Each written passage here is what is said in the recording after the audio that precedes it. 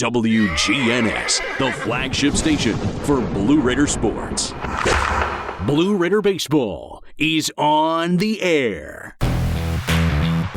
From the Blue Raider Network, it's time for Countdown to First Pitch.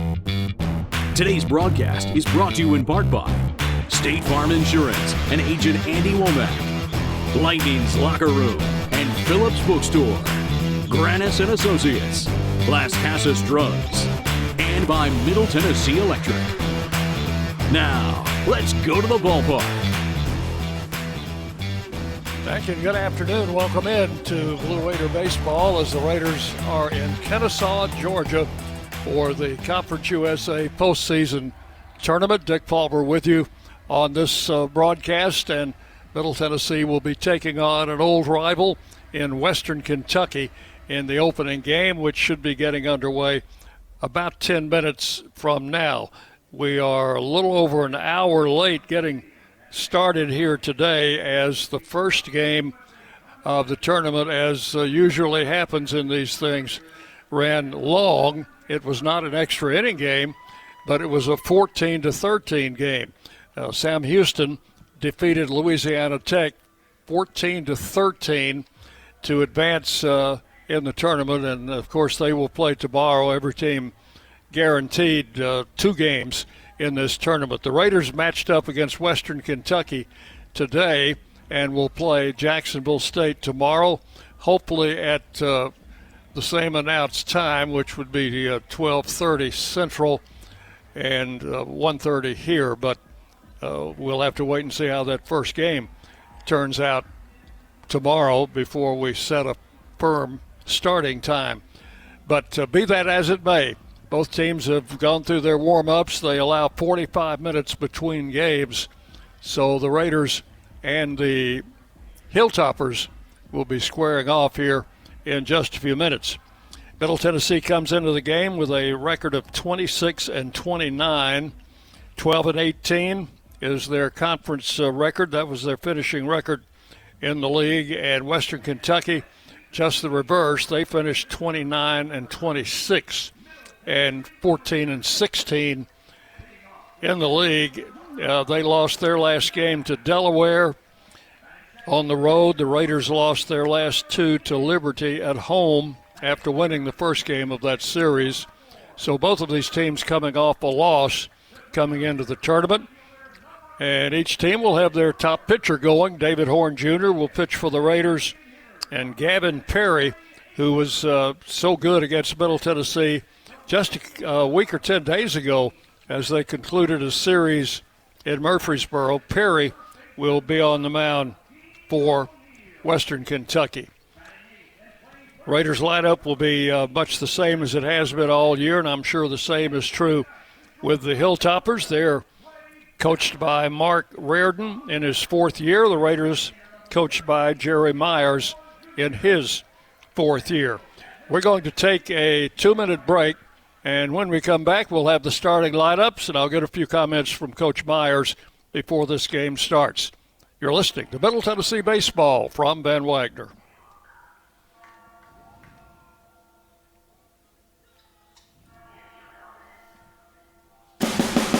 The Blue Raiders are winners in the classroom, on the field, and the courts. Richard Lewis here. I want you to win in real estate also. Buying, selling, auction here in Tennessee, or along the Gulf Coast, a second home, or investing.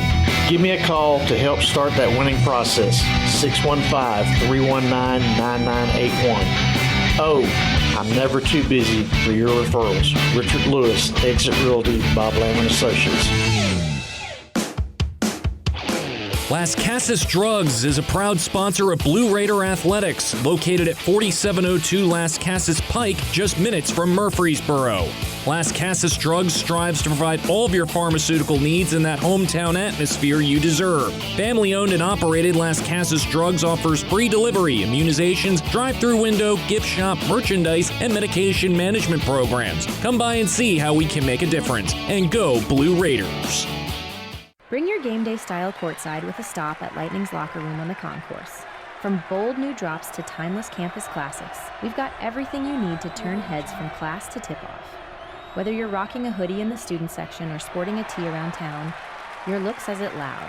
You're here for the wins, the energy, and the tradition. So step up your style and your spirit, because at Lightning's locker room, the season never slows down, and every fan plays a part in the hype. Let's make every day feel like game day. Hey Blue Raider fans, this is Brad Hopkins with Exit Realty Bob Lamb & Associates. Winning in real estate is a lot like football. Good coaching and recruiting a great team are the keys. I put together a team of lenders, inspectors, and home professionals to help you succeed. Let me coach you through this process and make sure you come out a winner. Whether you're looking to buy, sell, or invest, I am here to help you win. Visit BradHopkinsHomes.com or call 615-556-9239 to find out more. The Blue Raiders play here. News Radio WGNS. Time to take a look at our starting lineups, brought to you by the Ascend Federal Credit Union, the exclusive credit union of Blue Raider Athletics, with 5 convenient locations in the Murfreesboro area and numerous locations all over Middle Tennessee. Learn more at ascend.org. For the Raiders, who will be the visiting team today against the Hilltoppers, Middle Tennessee will start this way. Owen Nowak will be in center field and will bat in the leadoff spot. Tyler Minnick will hit second behind the plate. Cooper Clapp at second base will hit third. Nathan Brewer plays left field, bats in the cleanup spot. Lane Akers is the DH, and he will be in the number 5 hole. Brett Rogers will hit sixth. He'll be in right field. Dean O'Neill, 7th in the order at first base. Brett Von Dolan at third base will hit 8th. And Clay Badalak, the shortstop, will bat 9th. And on the mound will be right-hander David Horn Jr. For Western Kentucky, Hilltoppers will go with Austin Haller in the leadoff spot. He is the second baseman. Reed Howard, the shortstop, will bat second. Lane Arroyos at first base will hit third. Camden Ross, the catcher, hits fourth. Cale Frost in left field will bat fifth. Daniel Stewart, the DH, in the number 6 hole. Hayden Robbins in right field will bat seventh. J.P. Acosta at third base hits eighth. Parker Coley, the center fielder, will bat ninth. And on the mound will be right-hander Gavin Perry. He is a senior. Head coaches, Jerry Myers for the Raiders, Mark Reardon for Western Kentucky, meeting at home plate with the umpires. And we will have a 4-man umpiring crew here today. Randall Hundley will be behind the plate. Derek Everett at first base. Chris Ward at second base. Chris Eagstraud will be at third base. That's your umpiring crew. The Raiders and the Hilltoppers, and they will be meeting for the 156th time in program history. Western Kentucky holds a 1-game edge, 78-77. The series was tied before the last 3-game series in Murfreesboro. Western took 2 out of 3 to edge ahead in the all-time series. We're going to take a 1-minute break, and then we'll be back. 1 minute on the Blue Raider Network from Van Wagner. At State Farm, when home and auto work as a team, you score and save money. I'm State Farm agent Andy Wama. Give me a call at 615-890-0850, and let's work together to win big by saving money on home and auto. With the service you get from State Farm, you might think our car insurance costs more. I'm State Farm agent Andy Wama. Give me a call at 615-890-0850, and let me show you with discounts up to 40%. You may find it even costs less. At Middle Tennessee Electric, we see the lines that link us all, illuminating our neighborhoods, empowering our businesses, and helping us to recharge. Because we believe in the power of good energy. Whether it comes from our grids, the sun, or a kind heart. And as your family and our region continue to grow, you can trust that we'll always be there for you. Middle Tennessee Electric, bringing good energy. WGNS, the flagship station for Blue Raider sports. Talking with Blue Raider Coach Jerry Myers, before the Raiders take the field in the Conference USA tournament for the first time today. And Jerry, how do you feel about your ball club coming into this tournament? Yeah, I feel good about it. Been battle tested throughout the year, and for the most part, with the teams that we played throughout and the series that we had, I think we're in a good spot right here. Just finished a series with Western Kentucky a week or so ago, and seeing them again, so everything ought to be fresh on everybody's mind. Yeah, I mean, every weekend is different, every game is different, but we have seen their starter, they've seen ours. They did throw on separate days during our season, but be a similar lineup, I'm sure. They might have a couple different guys in there, but there's some familiarity for sure both ways, and we just got to play our best brand of baseball today. All right, we're going to go to our game open now. That's Coach Jerry Myers with his comments, and we'll have first pitch coming up. WGNS, Murfreesboro, Smyrna, the flagship station for Blue Raider sports. From the Blue Raider Network and Van Wagner College, it's time for Middle Tennessee State University baseball.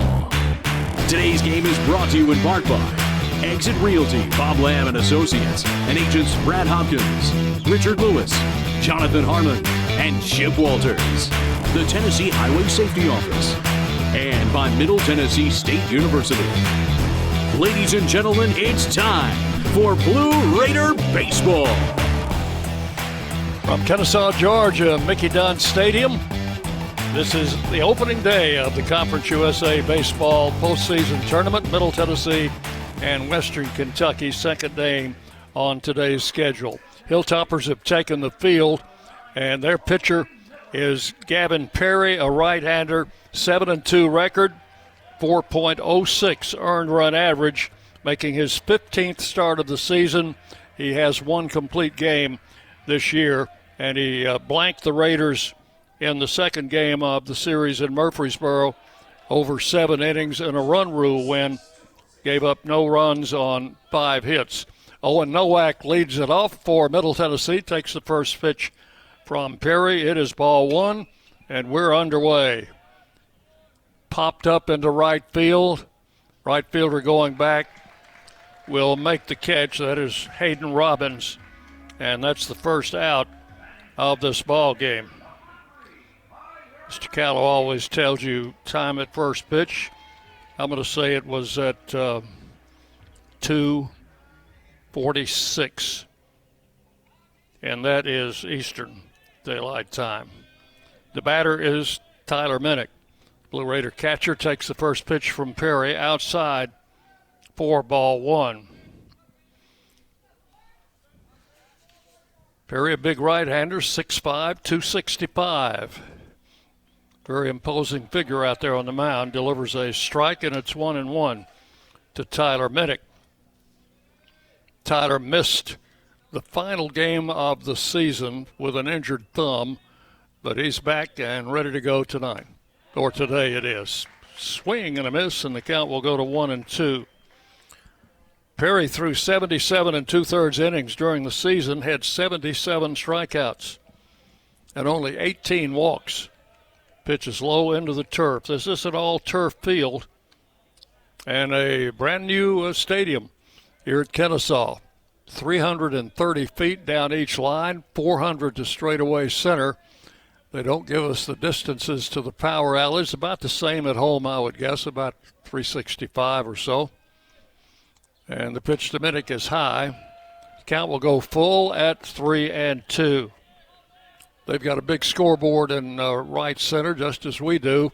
Theirs is a little closer to center field than ours. And a full count to Tyler Minnick. Perry's pitch is a strike call, and Minnick is called out on strikes. That was an off-speed pitch. Tyler thought it was high.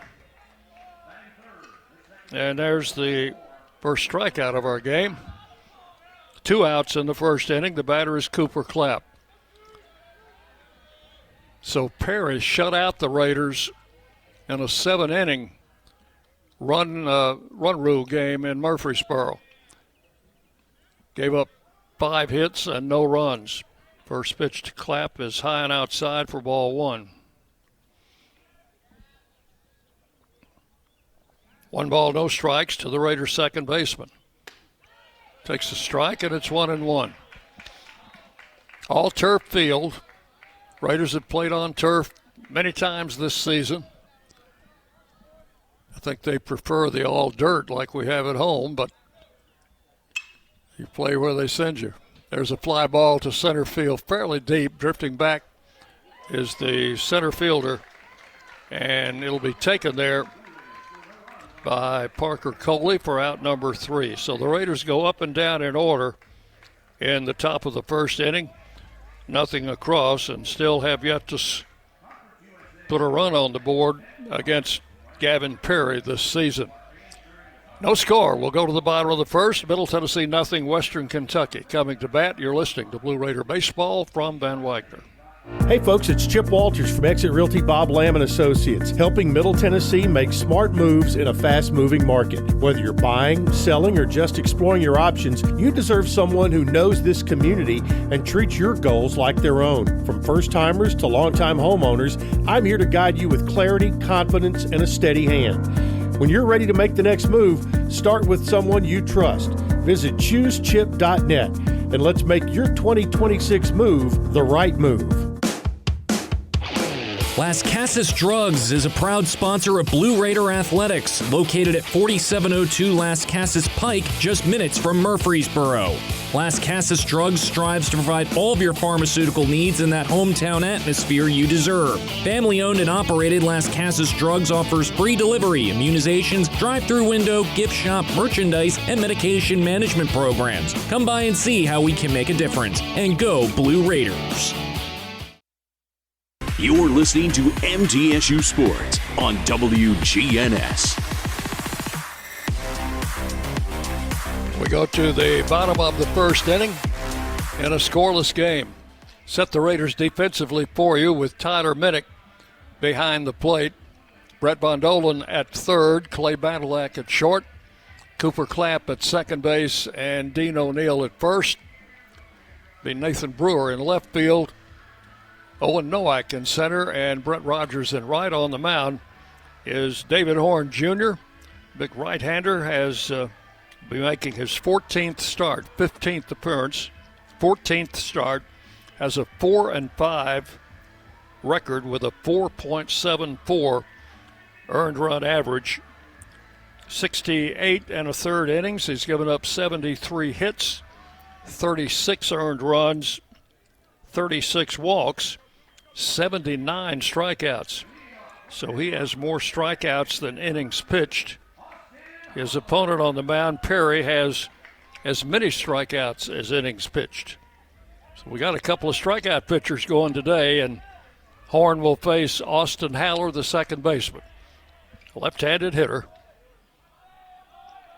Haller hitting .301 for the season. First pitch to him and for a strike, 0-1. Horn has a good fastball, but his best pitches have been his cutter and his changeup. Pitch to Haller, low for a ball, and the count will go to 1-1. Haller against the Raiders in that 3-game series was 2 out of 11, and one of those hits was a home run.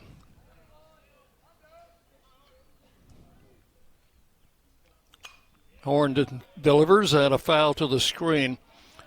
Western is in the third base dugout. They're wearing all white uniforms, black lettering, black trim, two-tone caps, white with a black bill. Raiders in their black tops, white pants, and the two-tone caps, black caps with a blue bill. Pitch was high for ball 2, and it's 2-2. Horn delivers 2-2, and a swing and a foul straight back. Count holds. This ballpark is on campus at Kennesaw State. There is no parking for fans anywhere around this ballpark. that is a drawback. The 2-2 pitch just missed, low and inside for ball 3. Thankfully, some of us got a parking pass for a lot right across the street, but most of the fans have to park at a designated place and ride a shuttle over here. Ground ball to second, backhanded by Clapp. Over to first in time. And that is out number 1 here in the first inning. Haller grounds out second to first.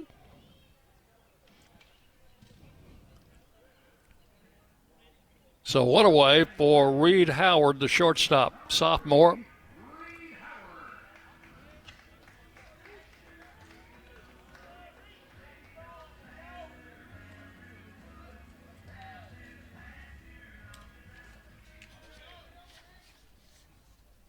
Howard, a right-handed batter, stands in. And hits one sharply to second. Big hop for Clapp, over to first in time. 2 up and 2 down. Second baseman Cooper Clapp has handled the first 2 Hilltopper batters. And this will bring up the first baseman Arroyos, who is the league's leading hitter. He won the batting championship, the individual batting championship in Conference USA this year with a very impressive 366 average. A big left-handed hitter. Stands in with the bases empty and 2 outs. Here in inning number 1. David Horn's pitch in for a strike. Off-speed pitch. And it is 0-1 to Arroyos. 4 for 11 against the Raiders in that series at home. That included a double and 2 runs batted in. Here's the 1-strike pitch, and he took it low into the turf. Bounced away from Minnick. 1-1. The team practiced at Tyler Minnick's old high school near Smyrna, Georgia, on Monday night. They came down Monday. Here's the 1-1 pitch to Arroyos. Fastball in for a strike. The count will go to 1-2. To understand, it was about an hour's drive from the team hotel to that practice field on Monday night. The 1-2 pitch comes in high for a ball, 2-2. Showed him 92 on the fastball. Arroyo stands back in with a 2-2 count.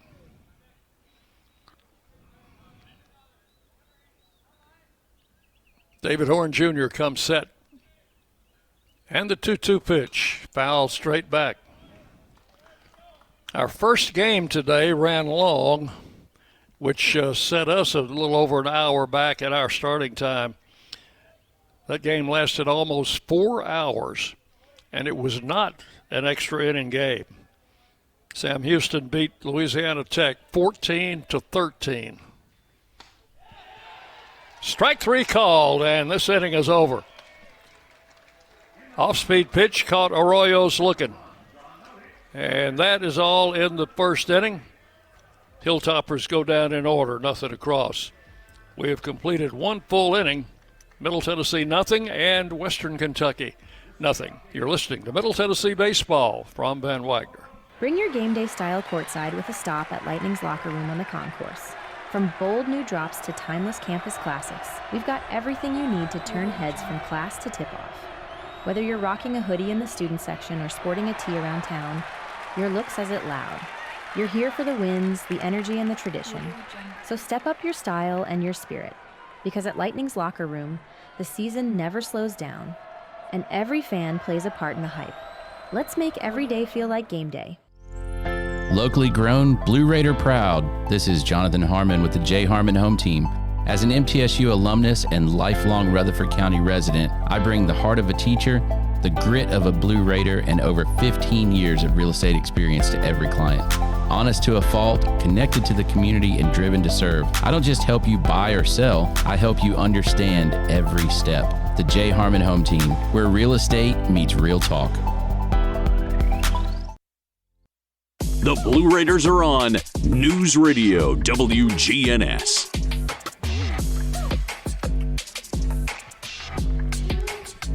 To go to the second inning, each pitcher had a 1-2-3 inning in the first.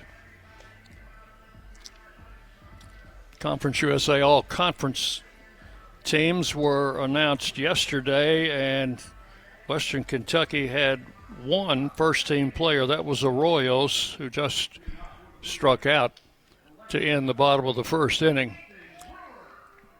And the Raiders had three on the second team, including Tyler Minnick, Owen Nowak, and Lane Akers. Akers was named as the DH on the second team. First pitch from Perry. Coming in to Nathan Brewer is in for a strike, 0-1.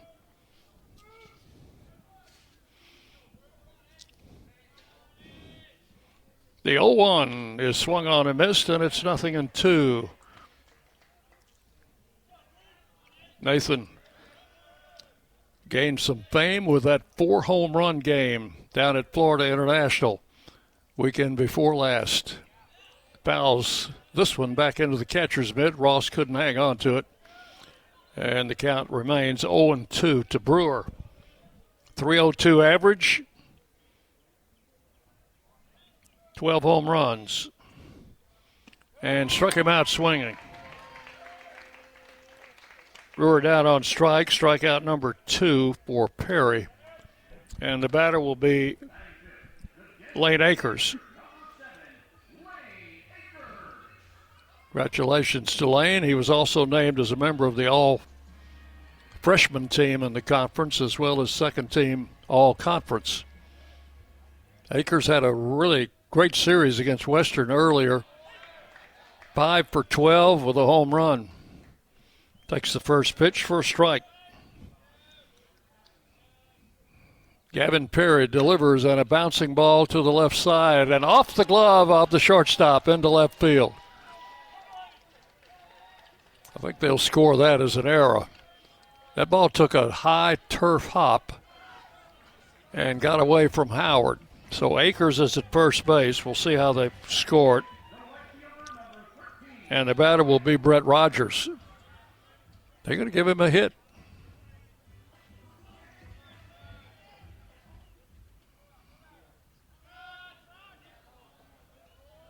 Now they take it off. Here's Rogers. Rogers hits a fly ball into shallow left center. Everybody coming on a run. Center fielder will grab it. Makes a long throw back to first, safe. Akers had been off, thinking that one might drop into shallow left center.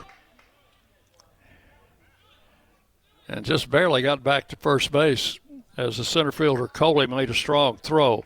So that's out number 2. They do give Lane a bad hop single. No error. So that's officially the first hit of this game.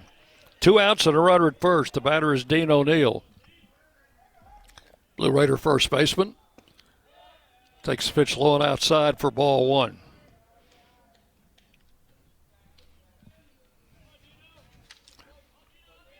O'Neill also 12 home runs on the season. And the pitch to the plate checked his swing. It was outside. And the plate umpire said, I got this, no appeal. 2 balls, no strikes. Runner at first, 1 out. We're in the top of the second inning. 2 outs, 2 down. Ball 3 just missed. It's 3-0.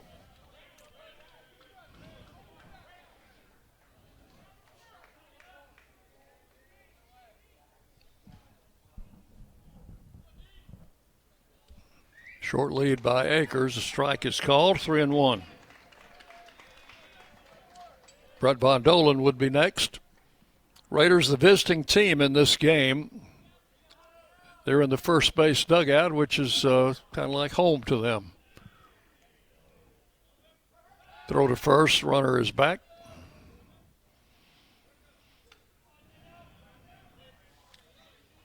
.330 down each line here.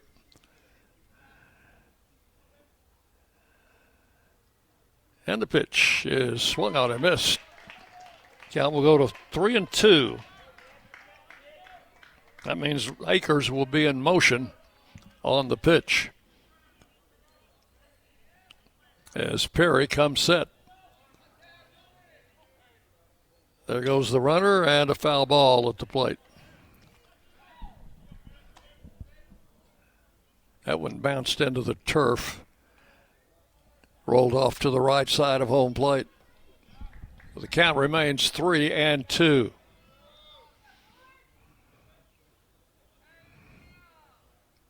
Big right-hander comes set. Another 3-2 pitch on the way, and it's fouled off again. And that one goes over into the Blue Raider dugout down the first base side. Raider bullpen is down the right field line. We've got a pretty good line of sight on that.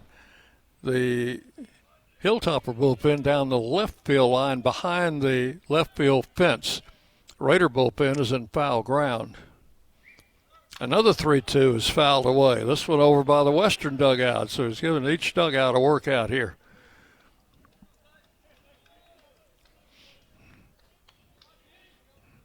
Mr. Callow listening today. John, you'll be interested to know that the numbers on the scoreboard are even smaller than they are on the one at home. That's why I have my binoculars here. But they do have an auxiliary board down the left field line. Runner goes again, and another foul ball. That's 4 straight that O'Neill has fouled off. Yeah, they've got a much smaller auxiliary scoreboard behind the left field fence. It's a brand new stadium. Very nice seating. They've got chair back seats in an area behind home plate. And another foul ball.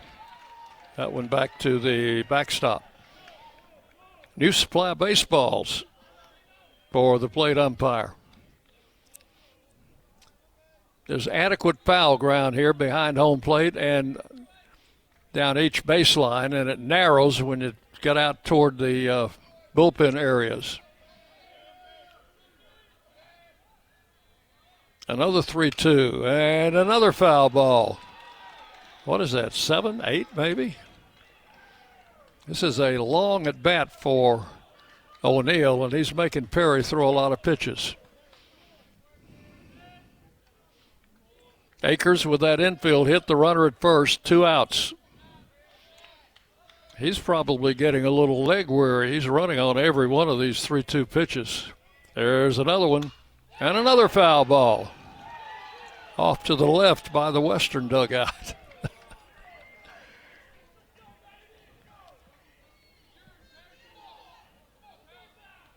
I wish I'd been keeping an exact count, but I think that's either 8 or 9 consecutive foul balls. Perry with a pitch. Low, and patience paid off. O'Neill draws a walk. Will put runners at first and second with 2 outs, and Brett Bondolan the batter. Perry only walked 18 men during the season in almost 78 innings pitching.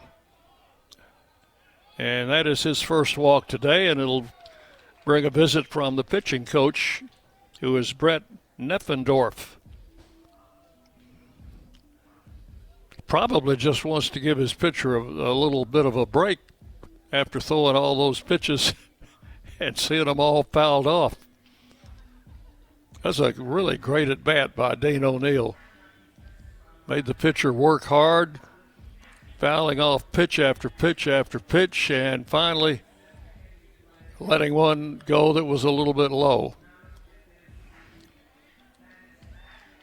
So the conference on the mound is going to be broken up by the plate umpire, who is Randall Hunley. I think we've seen him before. The game following this one is set to start at 4 o'clock local time. That will not happen. It is already after 3 local time here. Here's Bondolan, and he fouls off the first pitch. Sliced it foul down the right field line. That'll roll back into fair territory, and one of our players out of the dugout will run down and pick it up. Raiders don't have anybody in the bullpen right now. I think that's our bullpen catcher, who is Jackson Janilla. 1 strike pitch, fouled off to the left side. Kevin Nichols, the third base coach, swats at it. Looks like he would swat at a mosquito. Knocks it down.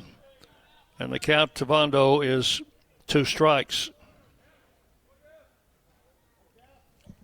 Clay Badalak would be next if Bondolan gets on. The 0-2, low for a ball. It was down into the turf. The count goes to 1-2.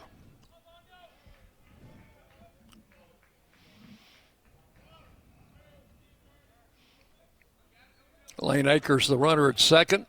Dean O'Neill at first. The pitch. Swing and a miss. Struck him out with a high fastball. Scoreboard shows 96 on that one. And that is all for the Raiders in the second inning. No runs, 1 hit, and 2 men left. We'll go to the bottom of the second inning. Middle Tennessee and Western Kentucky still scoreless here. You're listening to Blue Raider Baseball from Van Wagner. Nothing is more expensive than a missed opportunity that could have changed your life. Maybe you're just graduating high school, or are working and need to earn a degree to advance your career. Or you aspire to be a leader, and a graduate degree can make that happen. Whether you're just starting out or retooling for the future, Middle Tennessee State University can help you get there. MTSU, the University of Opportunities. Will Fraley, attorney at law, has experience you can count on. Former Blue Raider baseball player and MTSU alum Will Fraley serves Murfreesboro and the surrounding communities. Put a strong and experienced legal fighter on your case. Give Will Fraley a call and he can handle all of your legal matters, including criminal and domestic or family law. Visit willfraleylaw.com or call 615-410-7290. Rutherford County's MTSU station, News Radio WGNS. And we go to the bottom of the second inning in a scoreless game. I was just looking back in the scorebook to see if Randall Hundley's name popped up any. And the second game I turned to, he had home plate when the Raiders played St. Bonaventure back on the 20th of February. Raiders won that game 2-1 on a walk-off in the bottom of the ninth inning on a double by Cooper Clapp. Before David Horn started his warm-ups, the second base umpire came in and said something to him, and then went in and said something to the home plate umpire. And I don't know what the conversation was about. So Horn in the second inning will face Ross, Frost, and Stewart for Western Kentucky, the 4, 5, 6 hitters. Camden Ross is the catcher for the Hilltoppers, batting cleanup, hitting .312, 5 home runs. In the series at Murfreesboro, he was 3 for 12 with a double and an RBI against Middle Tennessee.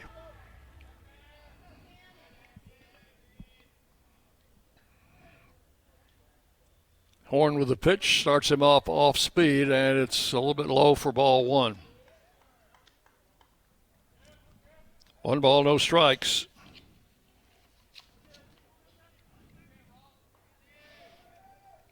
Fastball, cutter, curve, and changeup, including in David Horn's arsenal. Fastball misses the inside corner. 2-0. Camden Ross, a right-handed hitter, native of Colorado.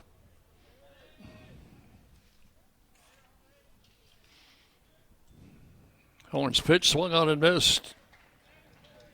2-1. Ross in his 4th year with the Western Kentucky program hit only 179 as a freshman, 295 as a sophomore, and as a junior last year, 301. Strike two called, and as a senior this year, 312. So we've seen his average climb up the ladder step by step every year he's been there. 2-2 the count to Ross. The pitch just missed. Another off-speed pitch, and the count goes full at 3-2.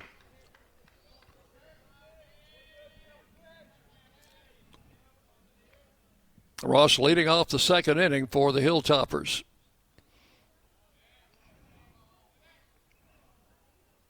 David Horn Jr. with the pitch and just missed with a fastball up high for ball 4.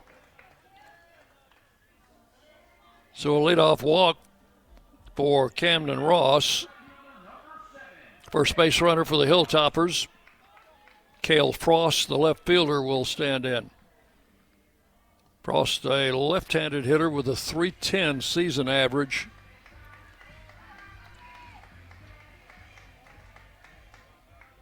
Did some damage against the Raiders at Reese Smith Field a couple of weeks ago. 4 for 8 with 3 home runs. Takes the first pitch inside for ball 1. So he hit 4 home runs during the regular season. 3 of those came in that 3-game series in Murfreesboro just a couple of weeks ago. 1 ball, no strikes. Ground ball, base hit to right field. Ross will hold at second as the throw comes in, and the Hilltoppers have 2 men on with nobody out here in the second inning. First hit off David Horn Jr. So runners first and second, no outs. And Daniel Stewart also had a good series against the Raiders with 5 out of 10, including a double. He is the DH.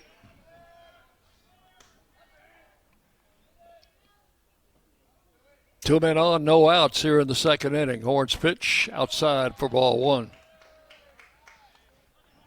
269 average, 7 home runs for the right-handed hitter Stewart.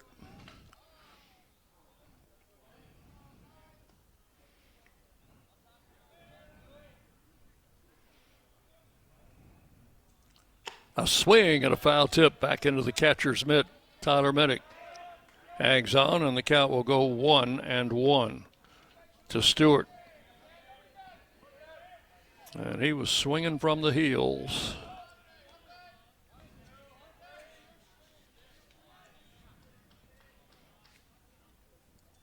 Horn comes back, and another foul tip, and again Minnick hangs on. The count will go to 1 ball and 2 strikes to Daniel Stewart. Coming after him with heat. Stewart listed as a catcher. He is the DH today. 1 ball and 2 strikes. High for a ball, 2-2. He's a big guy. 6'4", 210. He's out of Hazel Green, Alabama.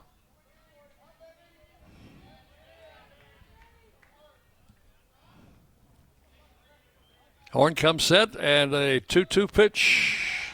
Instead, the throw goes back to second. And Ross was standing on the bag.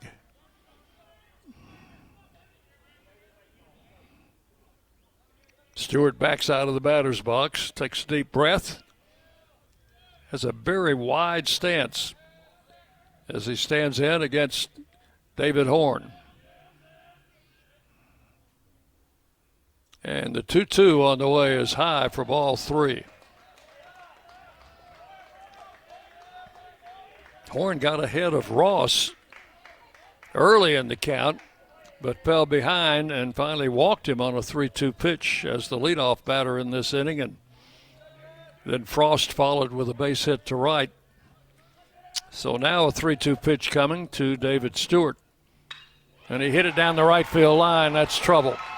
Ross is going to round third and score. They're going to wave Frost in, and the throw will not be made as 2 runs have come in, and that is a double for Daniel Stewart.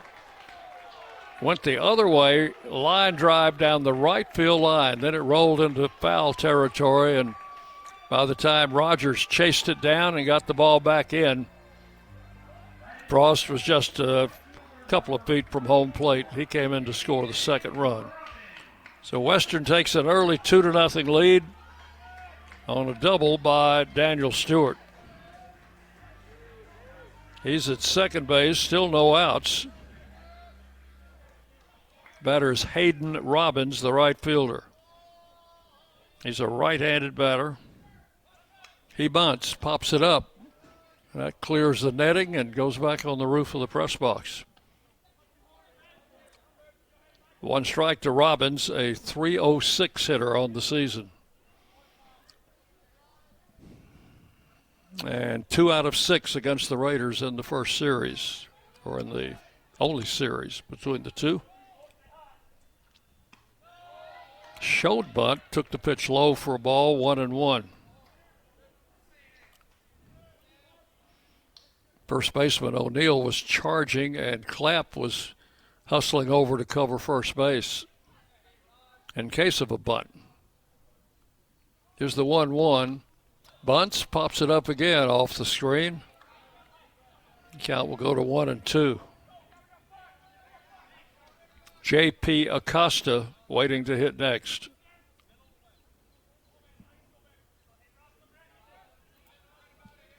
I'm sorry.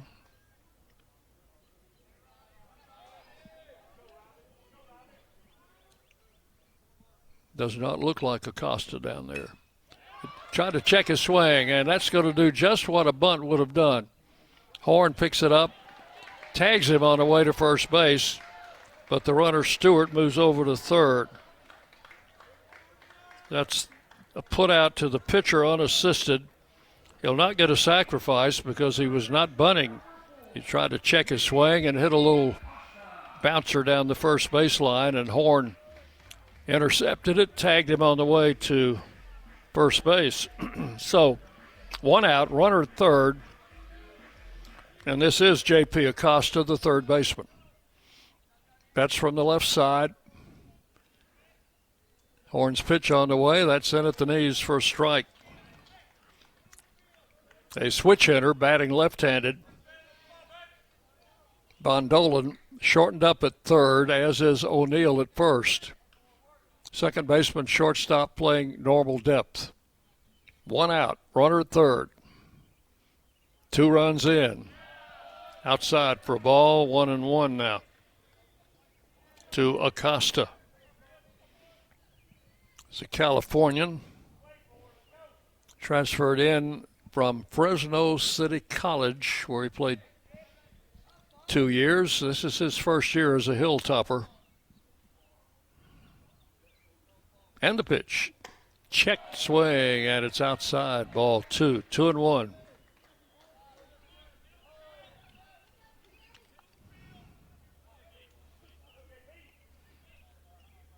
Stewart, who had that 2-run double, is now over at third with 1 out. 2-0, Western leading. Shortened up as if to bunt, took the pitch high for ball 3. 3-1. Horn struggling somewhat in this second inning after a 1-2-3 first inning.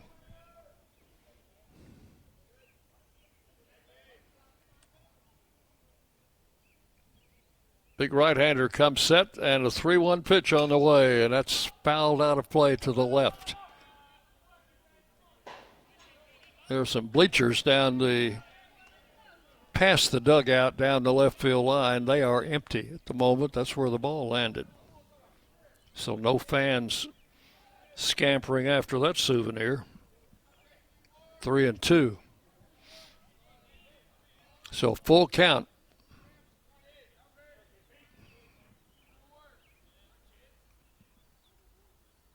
Horn comes set, delivers 3-2 and too high. Walked him.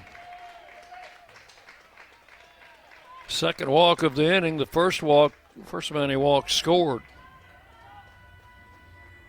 So first and third, one out. Number 9 hitter is Parker Coley, the center fielder. Coach Myers is going to make a visit to the mound. Nobody in the Raider bullpen at the moment.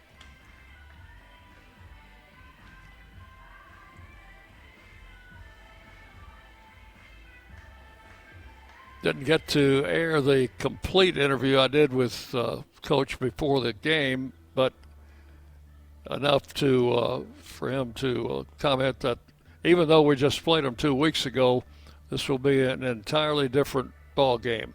Both teams know a little bit more about each other now than they did before that series, but other than that, each game stands on its own. And so the conference breaks up. Coach Myers with a word for catcher Tyler Minnick on his way back to home plate. And the number 9 hitter, Parker Coley, will stand in. Middle infielders will now play shortened up 3/4 steps in what we call double play depth. First and third, one out. Coley, a right-handed batter.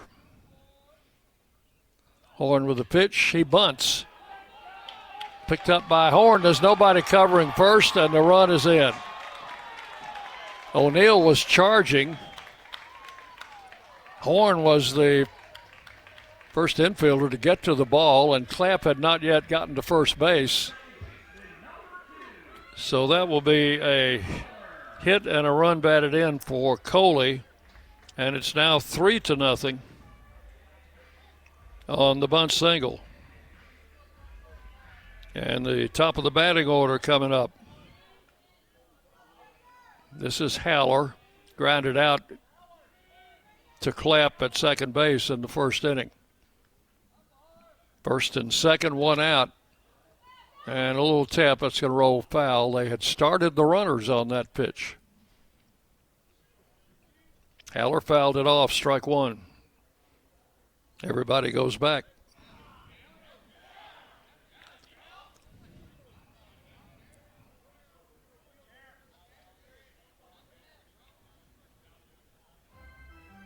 Western playing a little small ball here in the second inning, and they lead 3-0.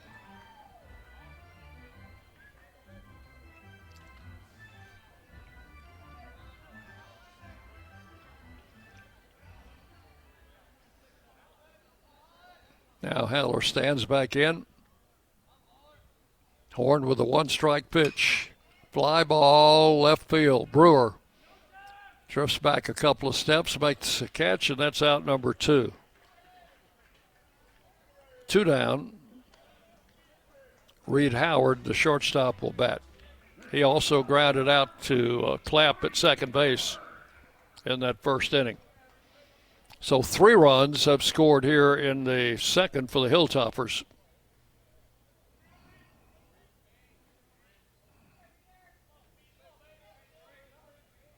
And David Horn still in a bit of a jam here with 2 runners on and 2 outs. The pitch a little bit high for ball 1. Howard is the 8th man to bat in the inning for Western.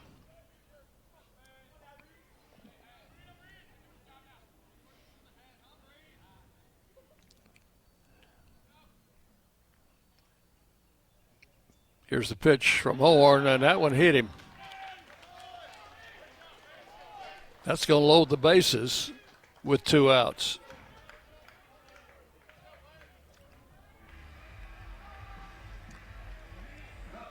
And Arroyos, the league's leading hitter, will come in. Horn got him on a call, 3rd strike in the first inning. But this is a dangerous man. Big, strong, 6'1", 195. Left-handed swinger. 366 to lead the league in hitting during the regular season. Horn's pitch, fastball right in there for a strike. 0-1.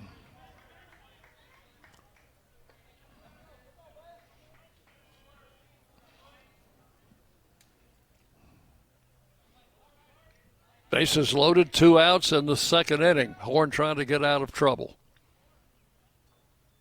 Swing and a miss. 0-2 to Arroyos.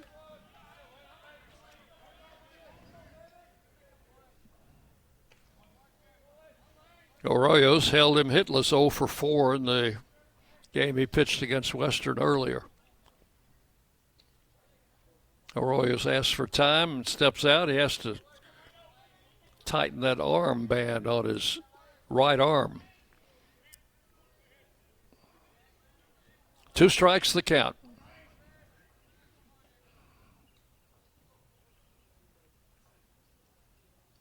Horn comes set, and the 0-2 pitch is high for ball 1. 9th man to bat here in the second inning for Western. This Western team won this tournament a year ago. They won 46 games last season and won the conference tournament. Strike 3 call. Caught him looking at like a cutter on the outside corner. So Arroyos, for the second time, called out on strikes. And that is all but 9 men come to the plate, and 3 of them cross home plate. 3 runs on 3 hits, and 3 men left on base. We've played 2 full innings here. It's Western Kentucky 3, Middle Tennessee nothing. You're listening to Blue Raider Baseball from Van Wagner. When the arena lights dim for a concert, or when the crowd becomes one at a big game, you can almost feel like you're the biggest fan. But who's your biggest fan? It's the person that will get you home safely after a night of drinking. It's the person who looks out for your life to make sure you leave the stadium with someone sober. This could be a designated driver or someone who offers to get you a ride share. Because in Tennessee, fans don't let fans drive drunk. Brought to you by the Tennessee Highway Safety Office, a division of the Tennessee Department of Safety and Homeland Security. The Blue Raiders are winners in the classroom, on the field, and the courts. Richard Lewis here. I want you to win in real estate also. Buying, selling, auction here in Tennessee, or along the Gulf Coast, a second home, or investing. Give me a call to help start that winning process. 615-319-9981. Oh, I'm never too busy for your referrals. Richard Lewis, Exit Realty, Bob Lamb & Associates. The Blue Raiders play here. News Radio WGNS. We go to the third inning. Second game of the Conference USA postseason tournament, coming to you from Kennesaw, Georgia. Campus of Kennesaw State. Mickey Dunn Stadium.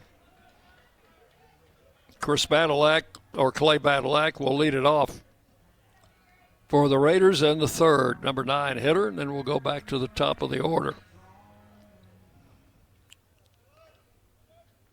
And Perry's first pitch taken for strike 1.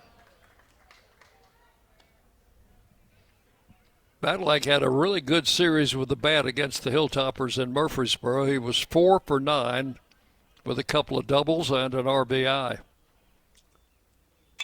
And pops this one high in the air down the left side. Shortstop Howard in shallow left field, and that one almost got away from him. He got it. And that is out number 1.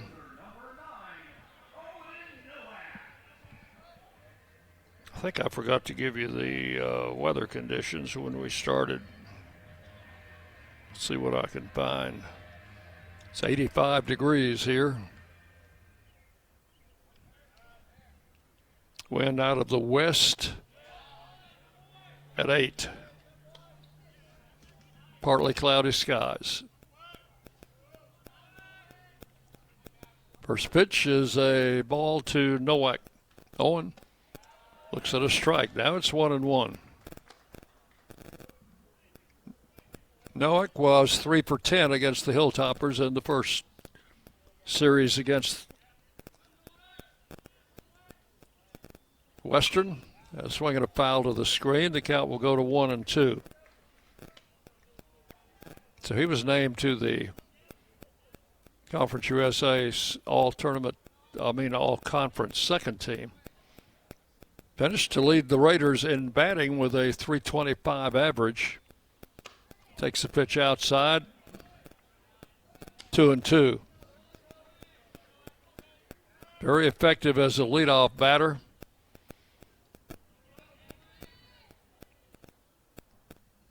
And the 2-2 is popped up. Third baseman Acosta coming in foul ground. He'll take it for out number 2. 2 down. And Tyler Minnick will be the batter. Raiders just have not hit anything solid against Gavin Perry today. Minnick was called out on strikes in the first inning, takes a ball low. The only hit for the Raiders was a bad hop single by Lane Akers. Took a turf hop. And there's a ball hit high in the air, fairly deep, but playable for the center fielder. It'll be taken by Coley, and that will be a quick 1-2-3 inning for Gavin Perry and the Hilltoppers. 3 up and 3 down in the third. So nothing across. We'll go to the bottom of the third inning. Western Kentucky 3 and Middle Tennessee nothing. You're listening to Blue Raider Baseball from Van Wagner. Las Casas Drugs is a proud sponsor of Blue Raider Athletics, located at 4702 Las Casas Pike, just minutes from Murfreesboro. Las Casas Drugs strives to provide all of your pharmaceutical needs in that hometown atmosphere you deserve. Family-owned and operated, Las Casas Drugs offers free delivery, immunizations, drive-through window, gift shop, merchandise, and medication management programs. Come by and see how we can make a difference. And go Blue Raiders! Bring your game day style courtside with a stop at Lightning's locker room on the concourse. From bold new drops to timeless campus classics, we've got everything you need to turn heads from class to tip-off.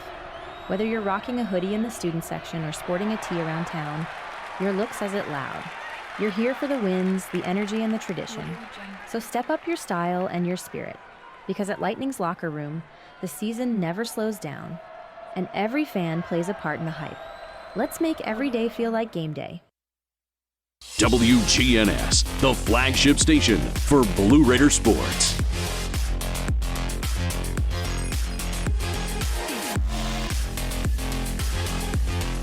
We move to the bottom of the third inning with the Raiders trailing 3-0.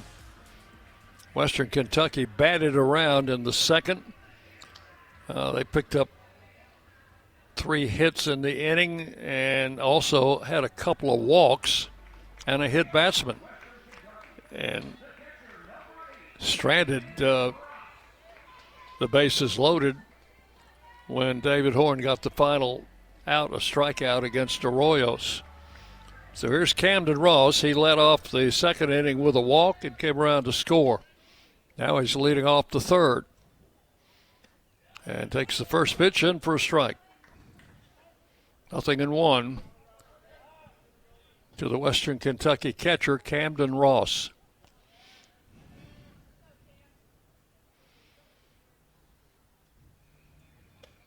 Horn's pitch misses inside. It's 1-1. Understand we've had a little precipitation back home, kind of interfering with the spring fleeing, which is going on this week. Scattered showers are forecast down here also, but so far today we've been fortunate, haven't had any rain. Pitch is outside, ball 2, 2-1.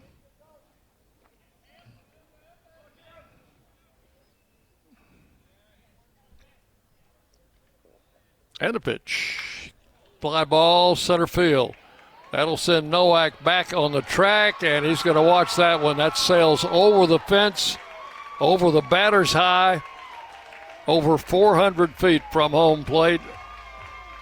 for a solo home run for Camden Ross. That would be his 6th home run of the season. And hardly any doubt about that one. So it is now a 4-0 game. And the batter is Cale Frost. Frost had a base hit in the second inning, came around to score. So Ross with a solo homer to lead off the third. There's a swing and a miss, strike one. Frost, a left-handed batter. He is a senior. Out of the state of Iowa, transfer from Nebraska. One strike to count. That one hops up there, and the count goes to 1-1.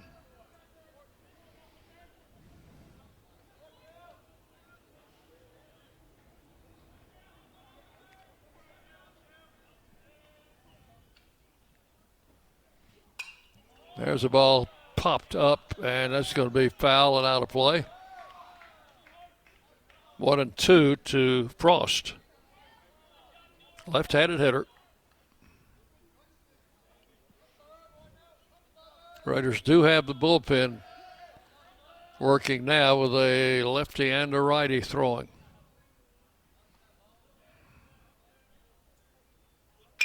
Ground ball to second. Big hop for Clapp. Over to first in time, and that's the first out here in the third inning.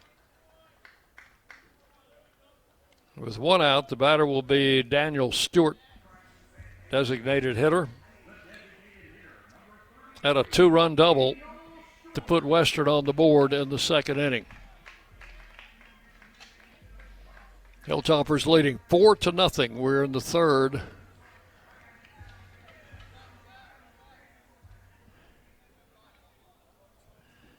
Here's Horn's pitch, swung on and missed, strike one.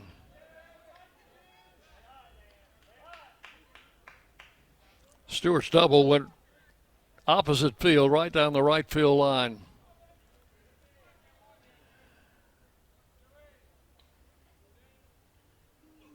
And drills this one into center field, and that's another base hit for Stewart.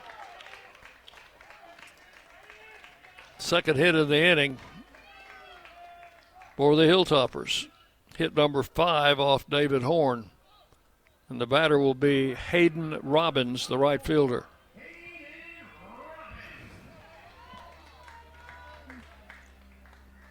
Bounced out to the pitcher in the last inning after trying to bunt a couple of times.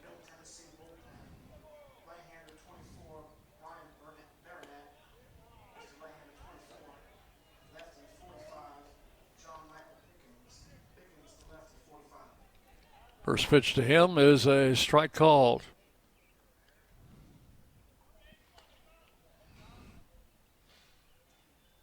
Swing and a miss. Strike two to Robbins.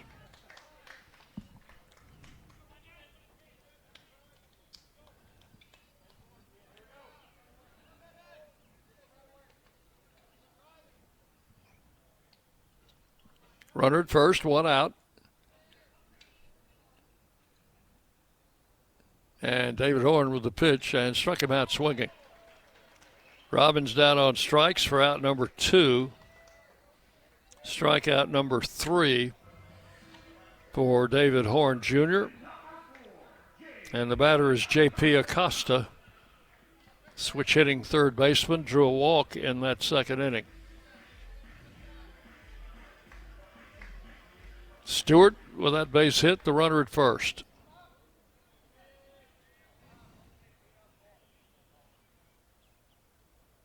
And the pitch to Acosta is hit in the air to left field. Nathan Brewer has the range on this one, comes in and grabs it for out number 3. So that is all in the third. Hilltoppers add another run, 1 run, 2 hits, 1 left. Leadoff home run by Camden Ross. So we've completed 3 full innings totals for Western Kentucky. 4 runs, 5 hits, no errors. And for the Raiders, no runs, 1 hit and no errors. 4-0 Western. We'll take you to the fourth inning here in Kennesaw, Georgia. That's coming up right after this on the Blue Raider Network from Van Wagner. Hey, Blue Raider fans, this is Brad Hopkins with Exit Realty Bob Lamb & Associates. Winning in real estate is a lot like football. Good coaching and recruiting a great team are the keys. I put together a team of lenders, inspectors, and home professionals to help you succeed. Let me coach you through this process and make sure you come out a winner. Whether you're looking to buy, sell, or invest, I am here to help you win. Visit BradHopkinsHomes.com or call 615-556-9239 to find out more. At State Farm, when home and auto work as a team, you score and save money. I'm State Farm agent Andy Womack. Give me a call at 615-890-0850 and let's work together to win big by saving money on home and auto. With the service you get from State Farm, you might think our car insurance costs more. I'm State Farm agent Andy Womack. Give me a call at 615-890-0850 and let me show you with discounts up to 40%. You may find it even costs less. You're listening to MTSU Sports on WGNS. For the Raiders, Cooper Clapp leads off the fourth inning, 3-4-5 hitters to face the right-hander Gavin Perry, who has been a tough customer so far. The first pitch, Clapp, is a strike. Caught the outside corner, 0-1. Cooper in the series in Murfreesboro was 4 for 10. There's a swing, and that one fouled off his foot, rolls out into fair territory, and it goes to 0-2. Clapp, Brewer, and Akers scheduled to hit here in the fourth.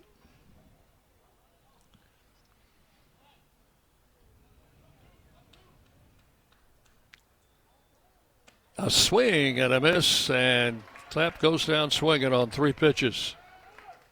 1 out in the fourth inning. That is the 4th strikeout for Perry. And the batter is Nathan Brewer, strikeout victim in the second.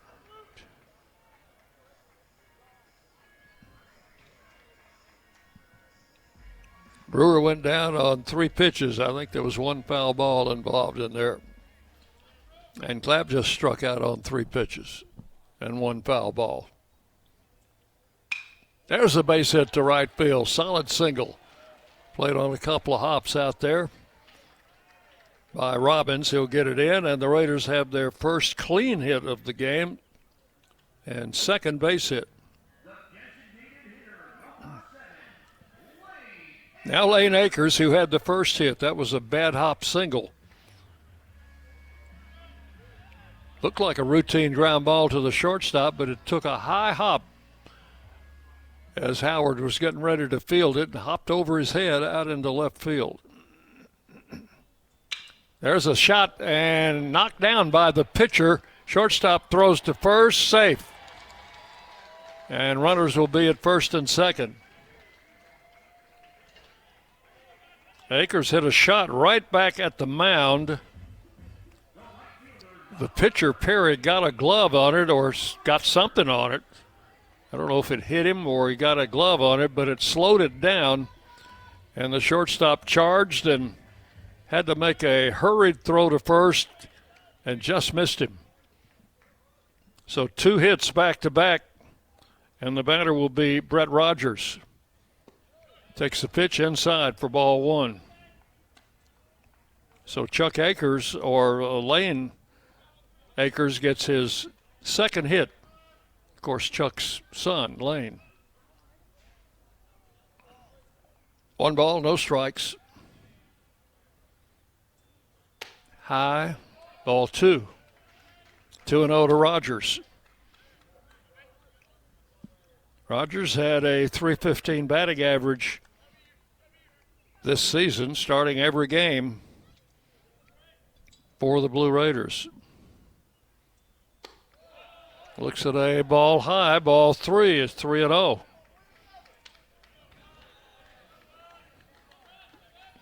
Another one out of the zone would load the bases.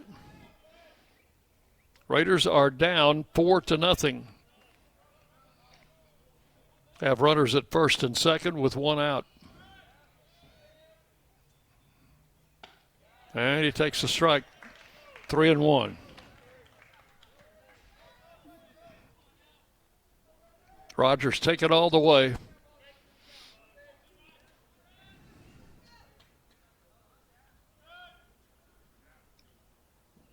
Gavin Perry checks his runners and now will throw back to second, but Nathan Brewer standing on second base.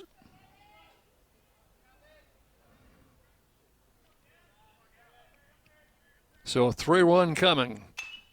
And that one's hit in the air. It's a foul ball. Will it get out of play? Nope.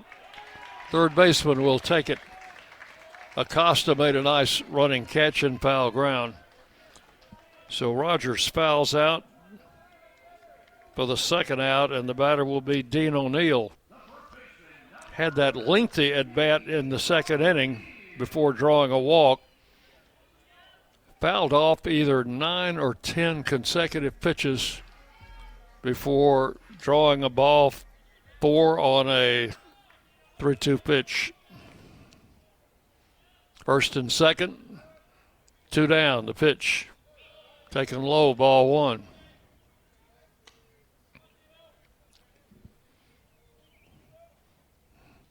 If nothing else, that at bat helped run Perry's pitch count up a bit. High, ball 2, 2-0.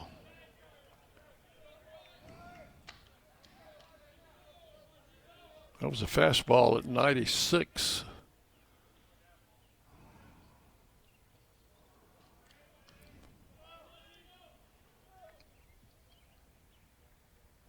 Check of the runners and the pitch. Bouncing foul off to the left. Ross gloves it, tosses it into the dugout. 2-1.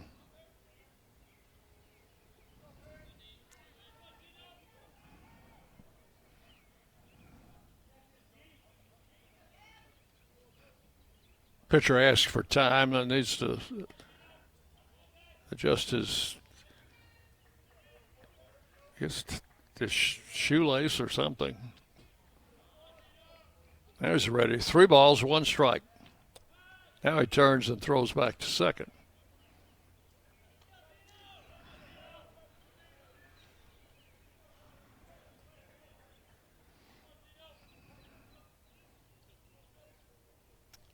Three-one pitch, swing and a miss, strike 2.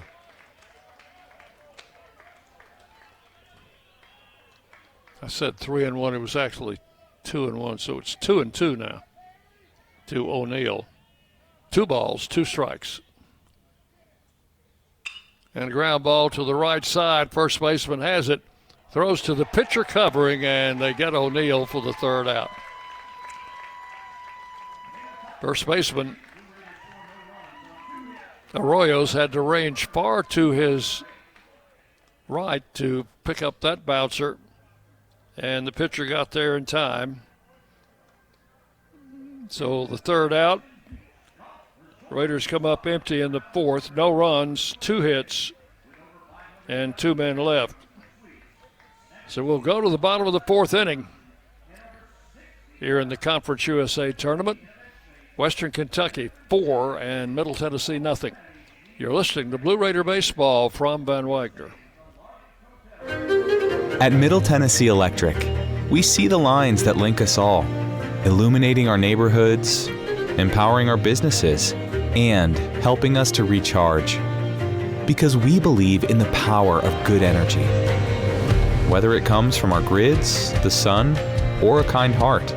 And as your family and our region continue to grow, you can trust that we'll always be there for you. Middle Tennessee Electric, bringing good energy. Hey folks, it's Chip Walters from Exit Realty Bob Lamb & Associates, helping Middle Tennessee make smart moves in a fast-moving market. Whether you're buying, selling, or just exploring your options, you deserve someone who knows this community and treats your goals like their own. From first-timers to long-time homeowners, I'm here to guide you with clarity, confidence, and a steady hand. When you're ready to make the next move, start with someone you trust. Visit ChooseChip.net and let's make your 2026 move the right move. The Blue Raiders are on News Radio WGNS.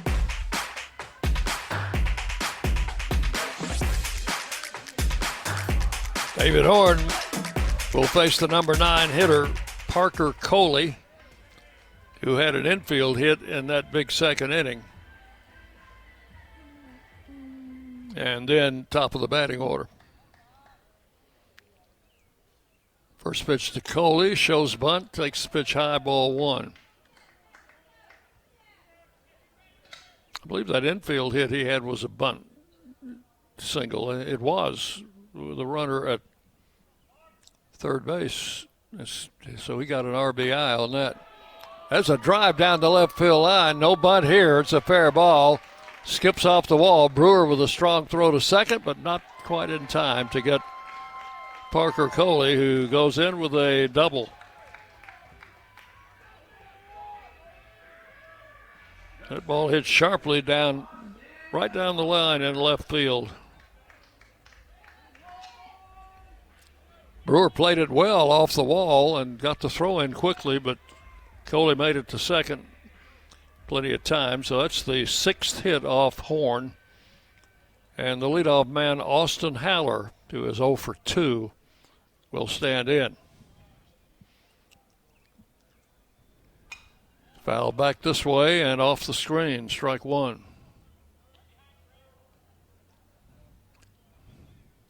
A little bit better facilities than we had a year ago when we came to Kennesaw to play Kennesaw State. They were in the process of building this beautiful stadium, but we played at a different area, different venue. Here's the pitch. Pop foul left, that'll get out of play, and it's 0-2 to Haller. Mr. Kell and I were perched high on top of the press box at that field, which I believe was an old field that they used. Maybe it was a junior college field. I don't remember. And we had a adventure getting up and down every game. There's a pitch low for a ball. 1-2 to Haller. Hilltopper second baseman is grounded out and flied out, 0 for 2. 1 ball, 2 strikes. Runner leads at second. The pitch is lined to center, a base hit. They will hold him at first and third as the throw comes in. And the Hilltoppers keep the attack on as Haller lined a sharp single to center. Coley was held at third. So first and third, no outs. 7th hit off David Horn. And the batter will be Reed Howard, the shortstop.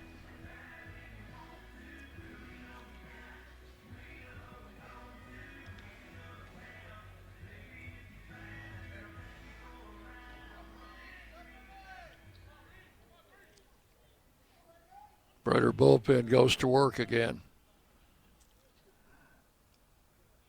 And the pitch to the plate. He's around the bunt. Horn picks it up, goes to the plate, and a safe is the call. Minnick thought he might have had him with a swipe tag. The call safe.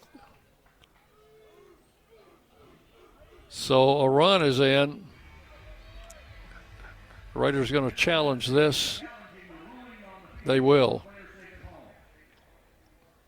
So let's hold on until we get a definitive ruling from the umpiring crew, as two of the umpires will head back to wherever they have the replay system to take a look at it. A lot of small ball going on today. Whether the runner was out or safe is not going to affect the fact that Howard laid down an excellent bunt.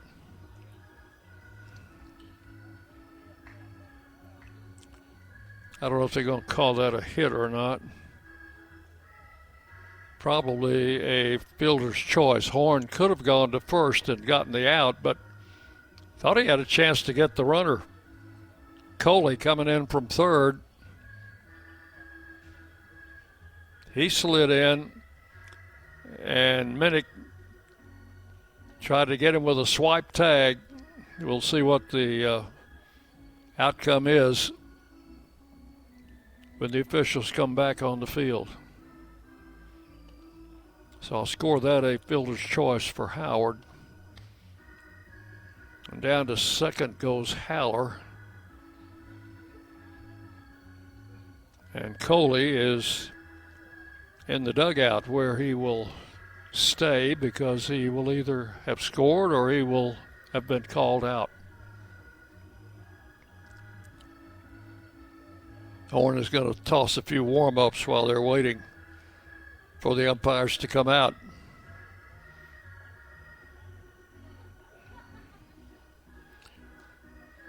In that first game today, it was a wild affair. Louisiana Tech took an early 3-2 lead. Sam Houston went up 4-3. Tech came back to lead 6-4. Sam Houston made it 6-5, and then Tech got 5 runs in the fourth inning to make it 11-5. But Sam Houston came back and got 3 in the sixth inning, make it 11-8, and scored 6 in the top of the eighth to make it 14.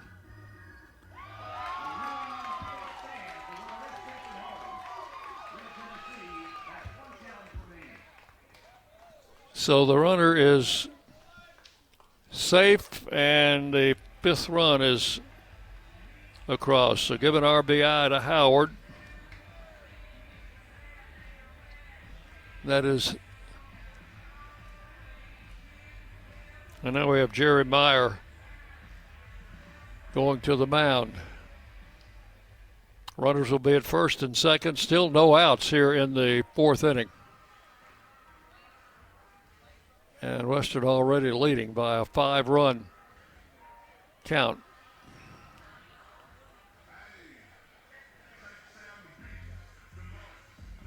Looks like Pickens in the bullpen, and also a right-hander. Horn is going to stay in.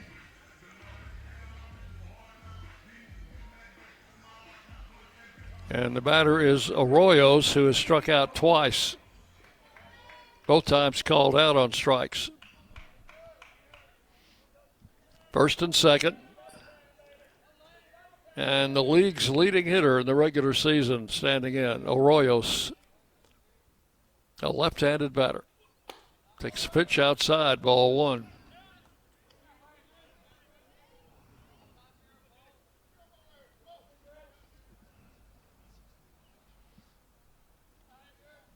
Raider infield double play depth.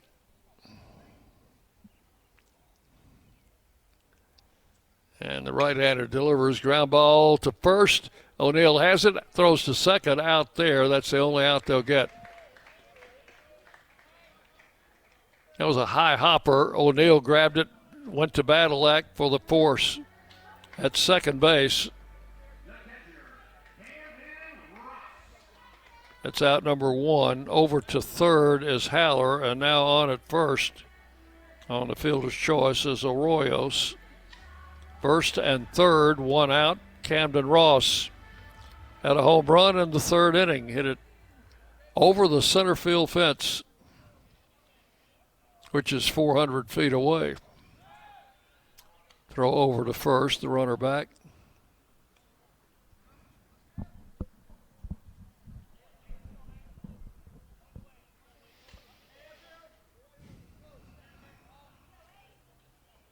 Ross standing in from the right side. David Horn with the pitch. He bunts. Horn picks it up. Thought about going home, but instead goes to first. gets the out there, and another run is in. Haller comes in to score from third. So give Ross an RBI. He is retired. Pitch to first. For the second out, Arroyos goes to second, and Haller scores on the play. It is now 6-0. And the batter is Cale Frost. Pitch is high, ball one. Well, you have to give the Hilltoppers credit. They've been getting those bunts down when they were called for, and they've already produced at least half of their runs by way of bunts. Swing and a miss, 1-1.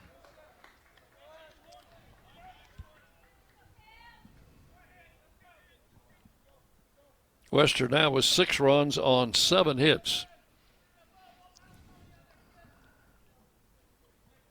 Count 1-1 to Frost. And pitch is swung out and missed, strike 2. 1 ball, 2 strikes.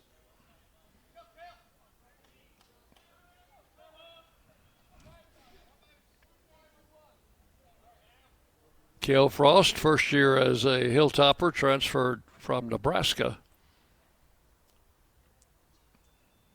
Pitch is fouled back this way, off the screen. On deck hitter Stewart caught it on the fly as it came back off the screen. Of course, he had his glove on. He had his hitting glove on, batting glove.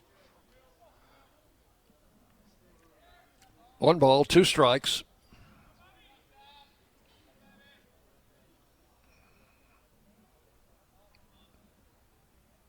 Horn comes set, and the pitch. And again back this way, and again Stewart catches it off the screen. He's 2 for 2 fielding balls caught off the screen. He doesn't get a chance to play in the field, so I guess he's enjoying this. He's the DH.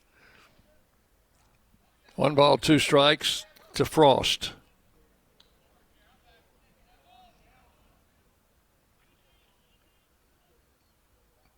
Horn comes set. Pitch hit him.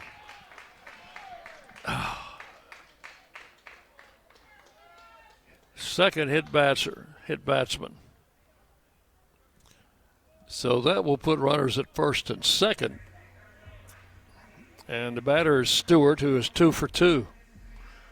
And that's going to be all for David Horn. So Coach Jerry Myers makes the long walk out to the pitcher's mound, and we will have a pitching change coming up.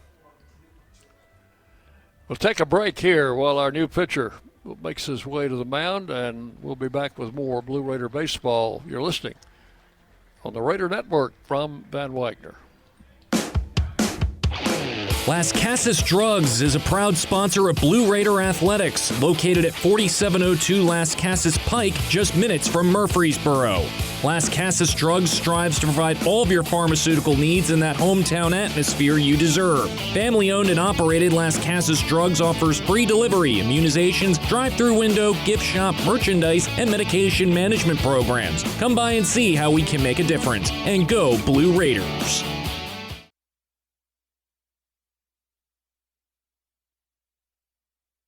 Bring your game day style courtside with a stop at Lightning's Locker Room on the concourse. From bold new drops to timeless campus classics, we've got everything you need to turn heads from class to tip-off. Whether you're rocking a hoodie in the student section or sporting a tee around town, your look says it loud. You're here for the wins, the energy, and the tradition. So step up your style and your spirit, because at Lightning's Locker Room, the season never slows down, and every fan plays a part in the hype. Let's make every day feel like game day. Rutherford County's MTSU station, News Radio WGNS.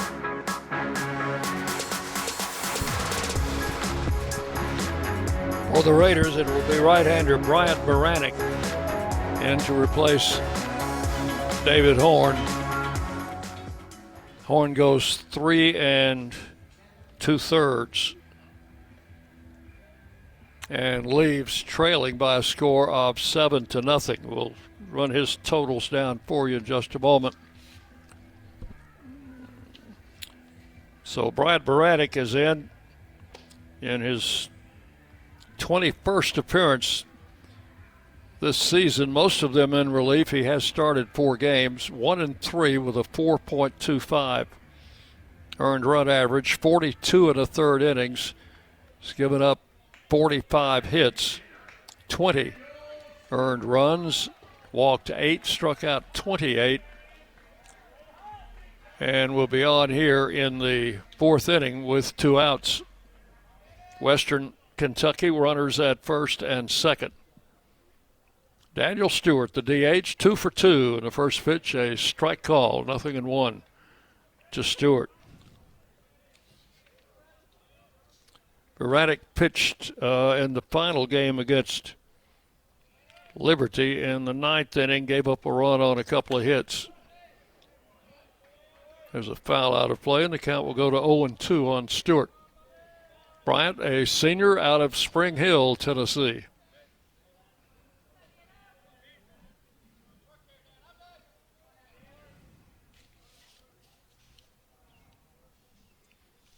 Attended Columbia Academy. There's another foul out of play, and the count remains no balls, 2 strikes to Stewart. Stewart doubled and scored in the 2nd inning, and that double drove in 2 runs. He singled in the 3rd. And the 0-2 pitch, foul back to the screen. Count holds at 0-2.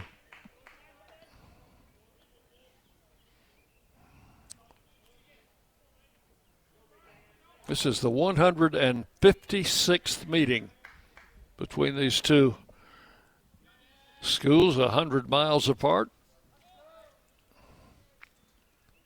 A swing and a miss, struck him out with a high fastball, and Baranek comes in and gets out of the inning. But not before the Hilltoppers add a couple.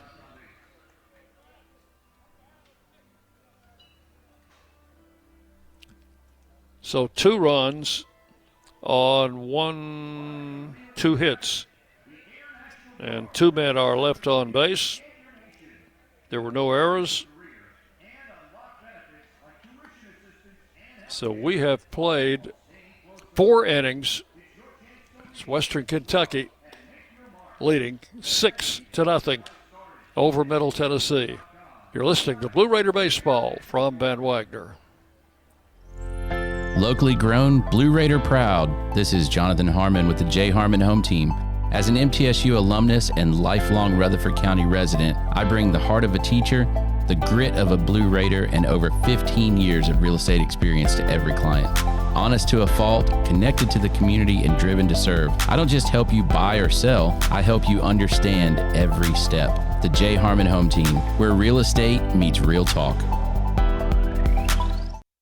Nothing is more expensive than a missed opportunity that could have changed your life. Maybe you're just graduating high school, or are working and need to earn a degree to advance your career. Or you aspire to be a leader, and a graduate degree can make that happen. Whether you're just starting out or retooling for the future, Middle Tennessee State University can help you get there. MTSU, the University of Opportunities. The Blue Raiders play here. News Radio WGNS. Red Bondolan will lead off the 5th inning for the Raiders against the right-hander Gavin Perry. Looking for his 2nd win over the Raiders this season. Bondolan swings at the first pitch, fouls it straight back. Perry beat the Raiders 11-0. 2nd game of the 3-game series a couple of weeks ago at Ray Smith Field. Swing and a miss, strike 2. Took a little off. Had Bondolan out in front. Count is 0-2. Clay Badalak waiting to hit next. Strike 3 called. Came back with a fastball on the outside corner. Bondolan caught looking And that is the second time Perry has struck out Bontola, and that is his 5th strikeout. And with 1 out, the batter is Clay Badalak, who popped out in the 3rd inning.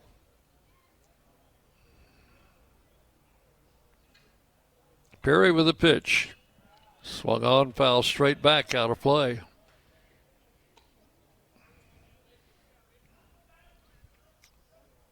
Raiders put 2 men on in the 2nd, had 2 men on in the 4th, but haven't been able to break the ice against this right-hander. Strike call, and the count is 0-2 to Badalak. His parents are here. You got a good delegation of folks from Murfreesboro here. As a base hit into right field, down the line. That's going to roll into foul ground. Badalak's on his way to second. And he will pull up there with a stand-up double. So Badalak shot one down the right field line just as almost in exactly the same spot Stewart's double in the 2nd inning. The exception being Stewart had 2 men on base in front of him, and both of them scored.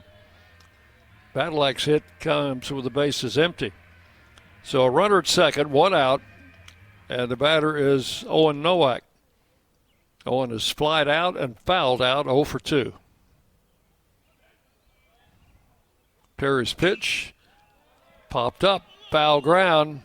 Third baseman over. Acosta in foul ground will have it. And that is the 2nd time Nowak has fouled out to Acosta. That's out number 2. We'll bring up Tyler Minnick. Minnick set out the final game of the regular season with an injured thumb. Had started every game previous to that. But he's back in the lineup tonight. I had a lot of friends and family here. He's from nearby Smyrna, Georgia. Pitch is high to Minnick, ball 1. Minnick hit .305 during the season with 10 home runs.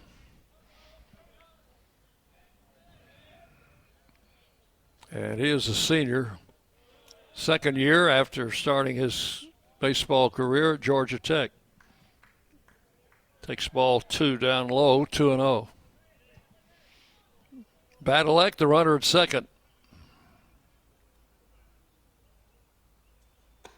Minnick takes the strike. Sees the count go to 2 balls and 1 strike. Perry's last outing for Western was there's a shot to the second baseman who is playing on the left side of the bag. They had him played just right. And I started to say the shortstop because it was in shortstop territory, but that was the second baseman, Haller. Threw him out at first for the 3rd out. No runs, 1 hit, 1 man left. And we are halfway home here. It is Western Kentucky 6, Middle Tennessee nothing. You're listening to Blue Raider Baseball from Van Wagner. Will Fraley, attorney at law, has experience you can count on. Former Blue Raider baseball player and MTSU alum Will Fraley serves Murfreesboro and the surrounding communities. Put a strong and experienced legal fighter on your case. Give Will Fraley a call and he can handle all of your legal matters, including criminal and domestic or family law. Visit willfraleylaw.com or call 615-410-7290. When the arena lights dim for a concert, or when the crowd becomes one at a big game, you can almost feel like you're the biggest fan. But who's your biggest fan?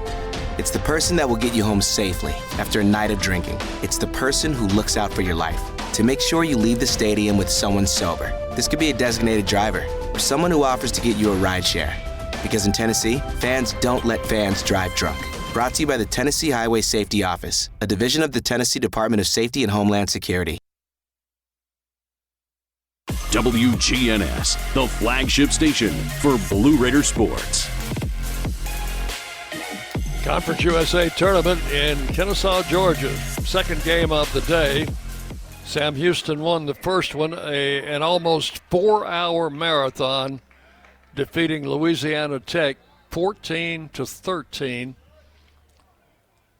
So the lower seed won that first game. There's a swing and a foul on the first pitch. And into right field, well, it stayed fair. I thought it was going to be a foul ball, but it's caught out there near the foul line by Brett Rogers.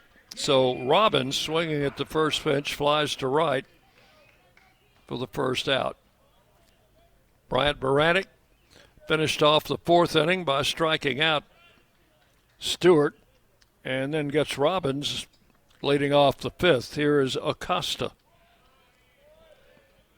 Pitch to him, misses for ball one. The switch hitter bats left against the right-hander Bryant Baranek.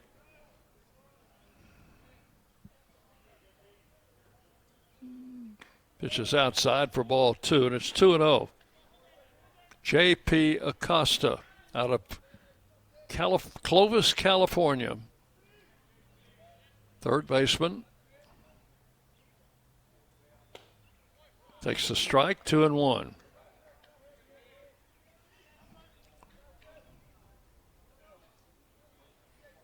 Played at Fresno City College in California for 2 years.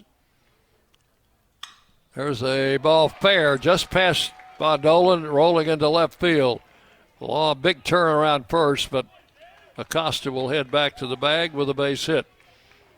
Hit it just between Bondolan and the third base bag into left field, and Brewer got it back in quickly to hold him to a single. So one out. Runner at first. That's first hit off Baranek. And the batter is Parker Coley. He is the center fielder. 2 for 2. Number 9 hitter. Had a bunt single in the second and hit a double down the left field line in the fourth. First pitch to him misses for ball one.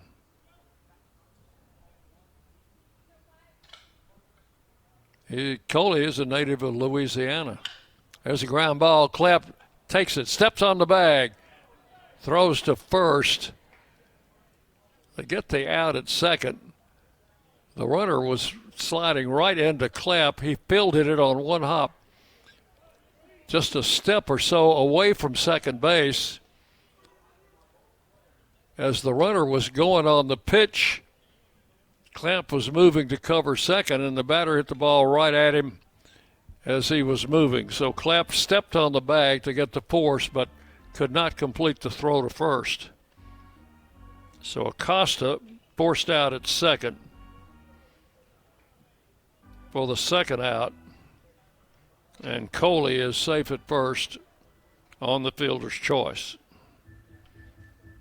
Coach Myers talking with the umpire, but he might have thought the runner sliding in interfered with Clapp's ability to throw to first, and that's actually what happened, but it may have been a legal slide.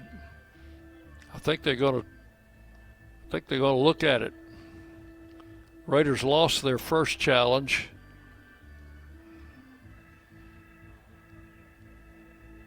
Four umpires are huddling now in the middle of the infield.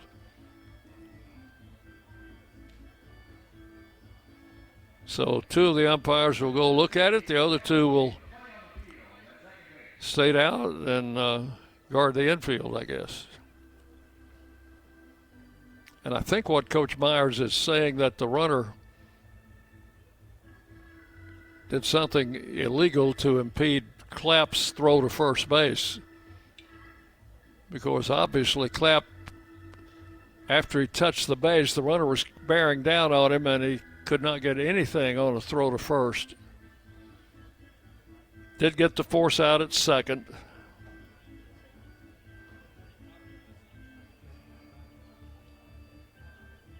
I see a lot of familiar faces down here, just 3 hours and so from home. My friend Randy Lee is in the booth next door, the Western Kentucky broadcaster. I've known Randy for several years. fact, the last time we went to the tournament, he pulled me out of a deep hole because I forgot a piece of equipment that I had to have to get on the air, and he was gracious enough to let me borrow his, and thank goodness it fit just right, and we were able to get on the air. But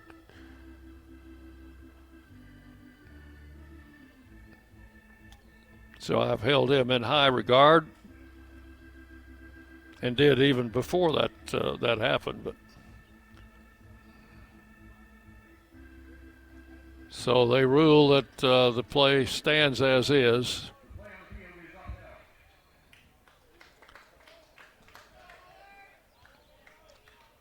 Western will have a runner at first with 2 outs.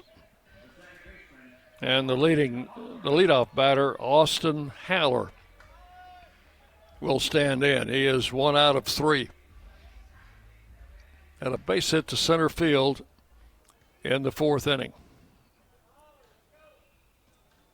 Baranik's pitch, low and outside, ball 1.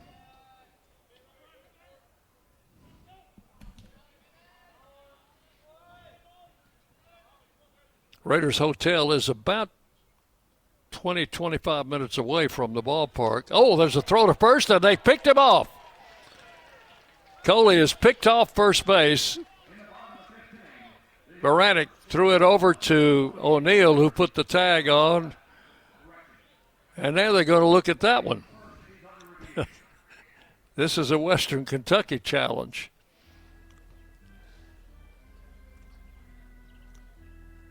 So what was I saying? The Raiders, the team headquarters in the Spring Hill Suites off the exit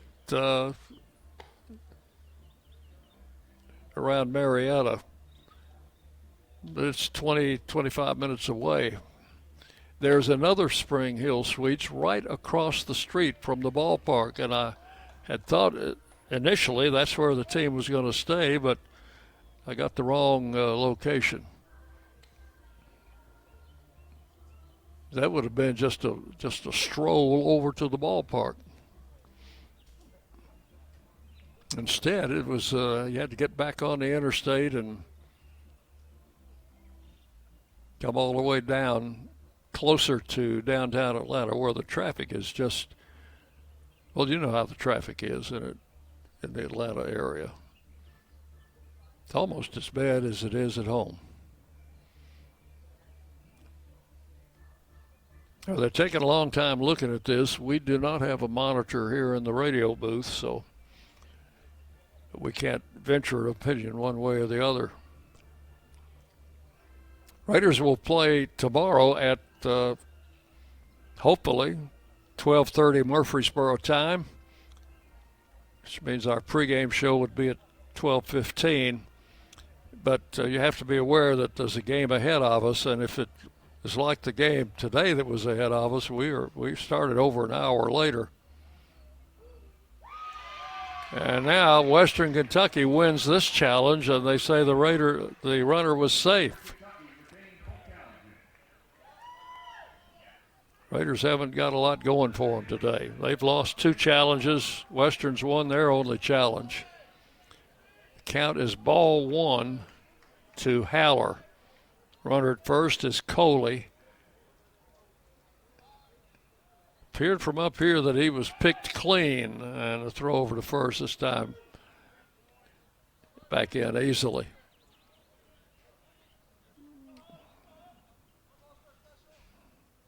Coley is a base stealer. He's stolen 18 this season. He was anxious to go a while ago, but Raiders almost got him. There's a strike call to Haller, 1-1.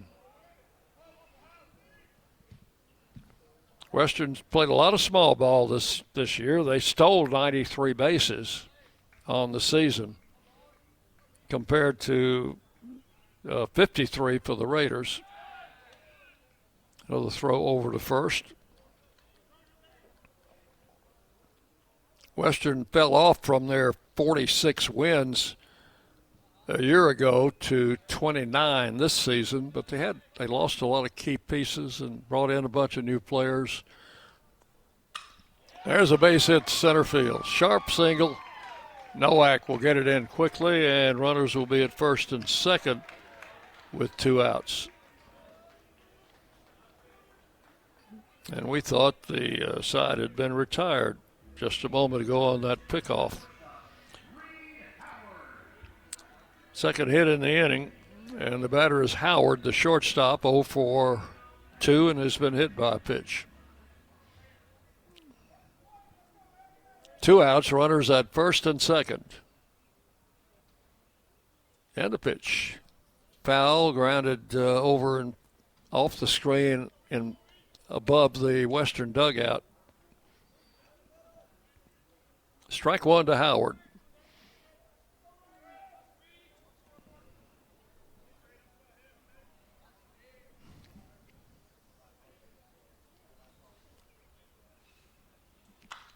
Fly ball left field. Brewer moving over, reaches up, it's over his head. Off the wall, 2 runs will score. And Howard will pull into second with a double.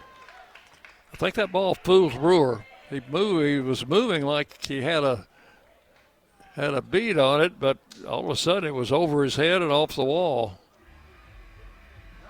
So Haller scores all the way from first. Coley from second. It's a 2-run double for Howard. And it's 8-0. That is hit number 1, 2, 3.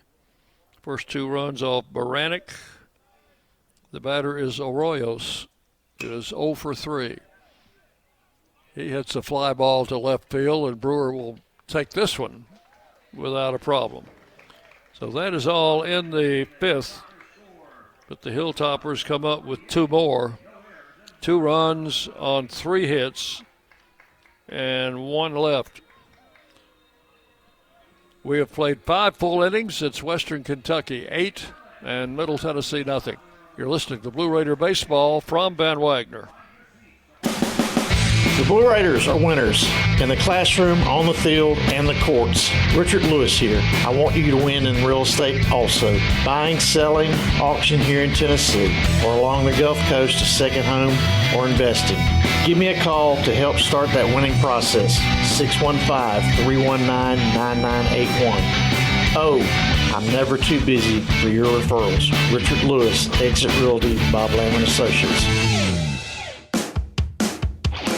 Las Casas Drugs is a proud sponsor of Blue Raider Athletics, located at 4702 Las Casas Pike, just minutes from Murfreesboro.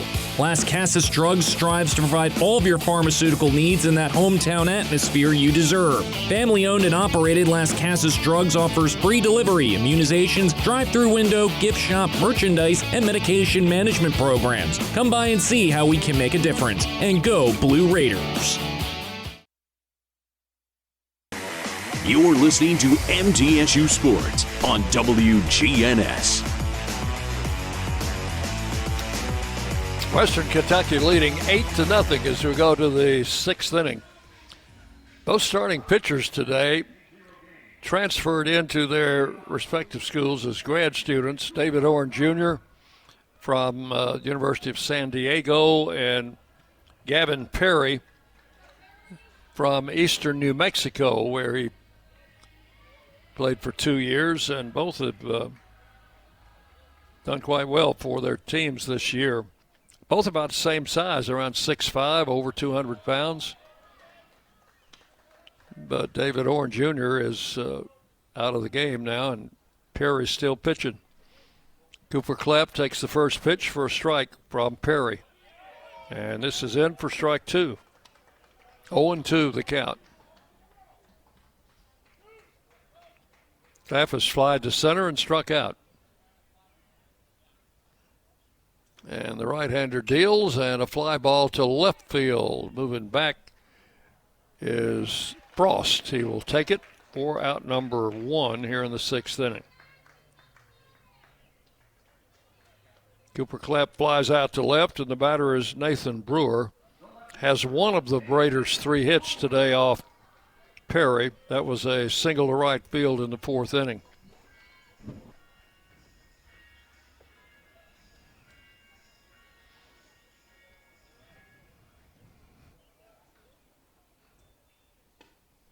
And Brewer takes the first pitch outside for ball 1 from Gavin Perry. Raiders will face Jacksonville State tomorrow, the regular season league champions. There's a swing and a miss, strike 1, 1-1. And in that game, a little bit unusual, but the Raiders will be the home team tomorrow, even though they are the lower seed. Pitch low. 2 balls, 1 strike.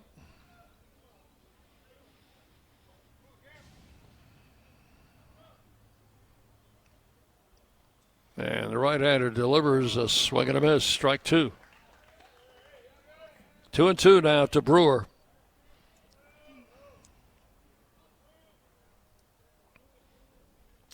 The Raiders still have not scored off Perry this season. Pitched 7 shutout innings in the second game of that series. That was on May the 2nd. Limited the Raiders to 5 hits, had 1 walk and 6 strikeouts. And there's a strikeout pitch to Brewer, and that is his 6th strikeout today. And he's also given up 1 walk. So the number's almost exactly the same. And the Raiders just have not been able to dent the armor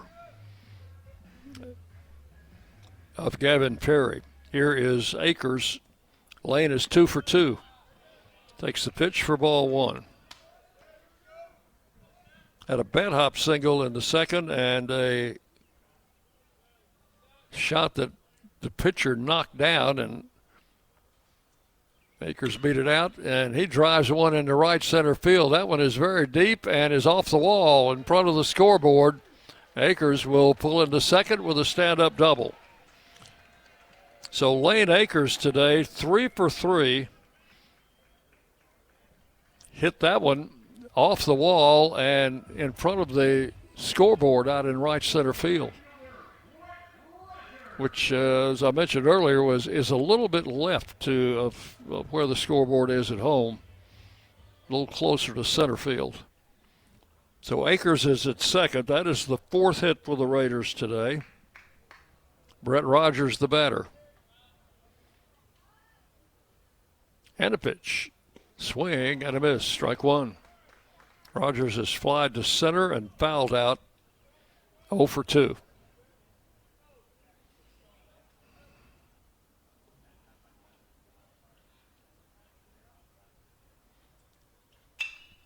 Fly ball into center field. That's going to be handled out there by the center fielder Coley, and that is out number 3. Rogers flies out to center. And in the 6th, no runs, 1 hit, and 1 left. We'll go to the bottom of the 6th inning. Western Kentucky leading Middle Tennessee 8-0. You're on the Blue Raider Network from Van Wagner. Bring your game day style courtside with a stop at Lightning's locker room on the concourse. From bold new drops to timeless campus classics, we've got everything you need to turn heads from class to tip-off. Whether you're rocking a hoodie in the student section or sporting a tee around town, your look says it loud. You're here for the wins, the energy, and the tradition. So step up your style and your spirit, because at Lightning's locker room, the season never slows down, and every fan plays a part in the hype. Let's make every day feel like game day. Hey Blue Raider fans, this is Brad Hopkins with Exit Realty Bob Lamb & Associates. Winning in real estate is a lot like football. Good coaching and recruiting a great team are the keys. I put together a team of lenders, inspectors, and home professionals to help you succeed. Let me coach you through this process and make sure you come out a winner. Whether you're looking to buy, sell, or invest, I am here to help you win. Visit BradHopkinsHomes.com or call 615-556-9239 to find out more. The Blue Raiders are on News Radio WGNS. Brian Baranek getting ready to start his third inning. Came on and got the last out in the fourth and pitched the fifth. So I'll give you the final totals on David Horn, which I will do here in just a second. Camden Ross, catcher, will step in. He's had a home run today. There's a swing and a miss. He had a home run cut there. Walked and scored in the second, homered in the third, and hit back to the mound in the fourth. Count is 1 strike. Pitch is high. 1-1. David Horn goes 3 2/3 innings. Gives up 7 hits, 6 runs, all earned. Walked 2, hit 2, and struck out 3. There's a foul to the screen. The count to Ross will go 1-2.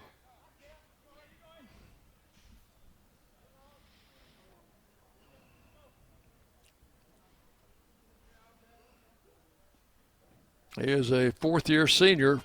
Takes strike 3. And I think he knew that. As a catcher, he knew that was a strike. Baranek gets the strikeout, his second. And the batter will be Cale Frost.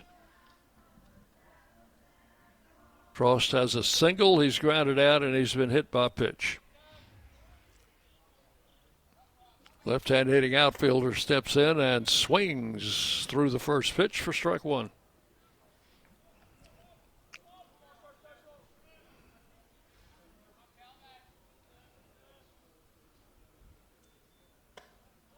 Baranek misses the outside corner for ball 1, 1-1. Bryant throws hard. He's got a good fastball. There's a ball driven to center field. Noack back. Can't get it over his head. Off the wall, and the throw coming back in. The runner will stop at second. So Frost with a double off the center field wall over Noack's head. It'll be the fourth hit off Baranek. And with 1 out, the batter is Daniel Stewart.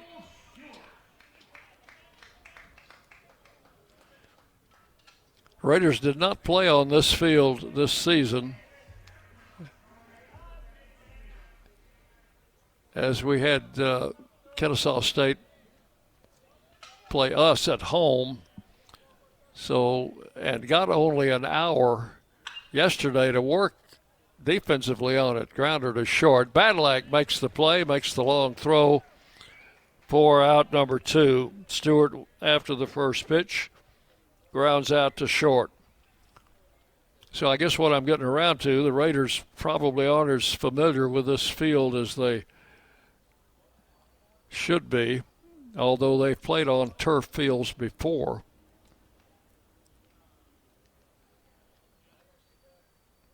And the turf has not had anything to do with the way the Raiders have pitched today, because Western just has hit the ball timely and going to have a pinch hitter here for Robbins.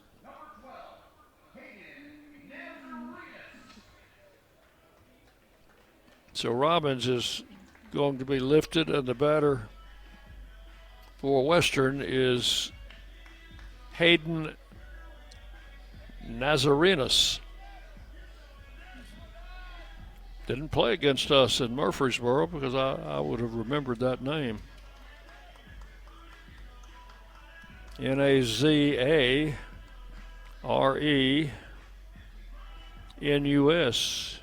Nazarenas.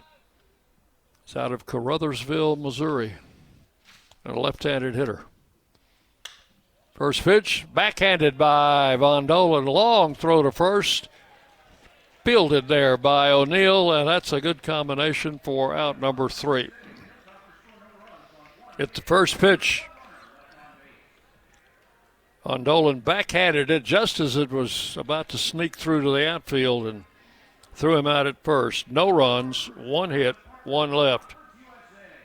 We've completed 6 full innings, And your totals in this game for Western Kentucky, 8 runs, 11 hits, no errors.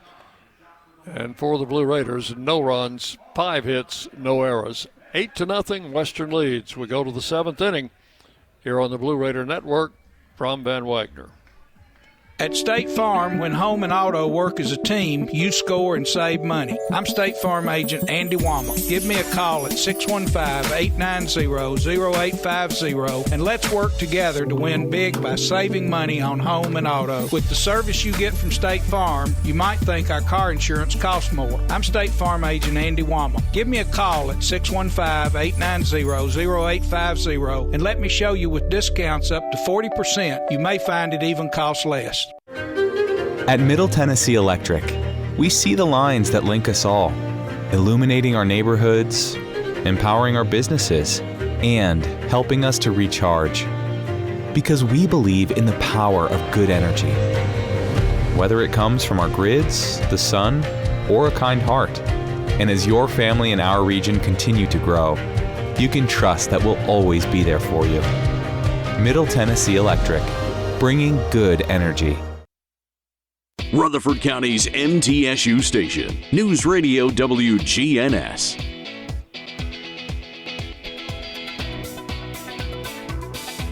Dean O'Neill will lead off for the Raiders in the 7th inning against right-hander Gavin Perry, who has been double tough today again. Fly ball, left field.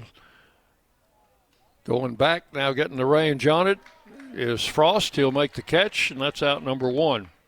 1 pitch, 1 out here in the 7th.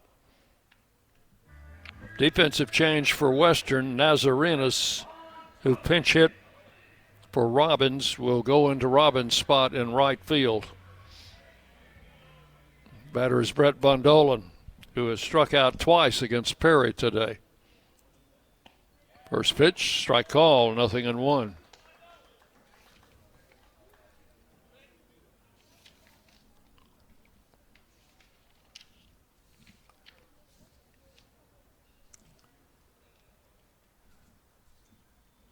A swing and a miss at a high fastball, and the count goes to 0-2 on Von Dolen. He had 1 for 2 against Perry in the game in Murfreesboro.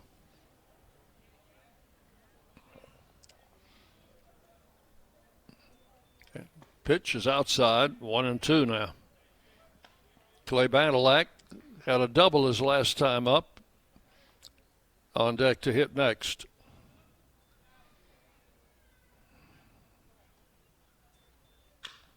Swing and a tap foul back to the backstop. Count holds at 1 ball, 2 strikes. Dallas Baptist will play Kennesaw State in the game to follow this one. There's a shot backhanded by the second baseman Haller over to first to retire Von Dolen. Hit it sharply. Haller was able to make the play for out number 2. So 2 down. And the batter is Badalak, who doubled down the right field line in his last at bat.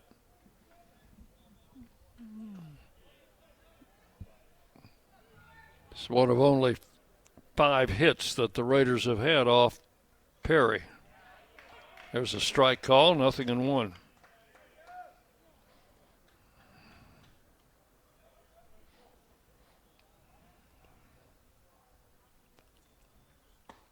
Backs him away for ball 1, 1-1.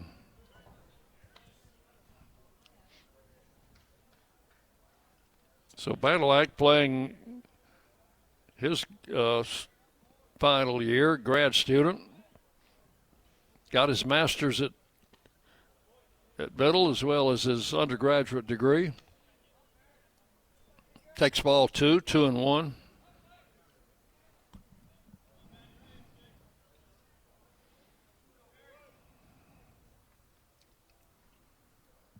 And the pitch, swinging a foul straight back. Count will go to 2-2 on Clay Badalak.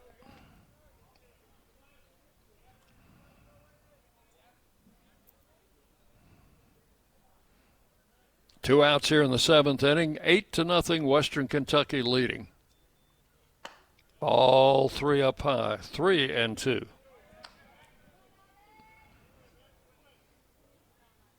Center fielder playing very shallow, out in the middle of the big logo that's out in center field. There's a bouncing foul. First base coach Ryan Huber makes a clean play, tosses it out of play.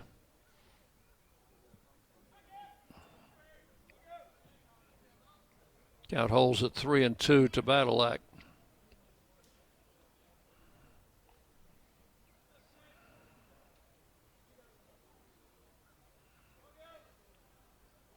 Gavin Perry with a 3-2 pitch and a ground ball right side.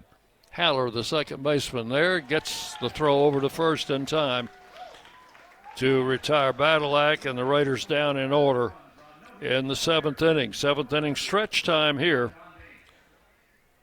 in Kennesaw, Georgia.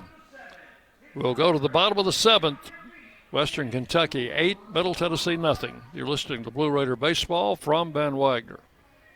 Hey folks, it's Chip Walters from Exit Realty Bob Lamb & Associates, helping Middle Tennessee make smart moves in a fast-moving market. Whether you're buying, selling, or just exploring your options, you deserve someone who knows this community and treats your goals like their own. From first-timers to long-time homeowners, I'm here to guide you with clarity, confidence, and a steady hand. When you're ready to make the next move, start with someone you trust.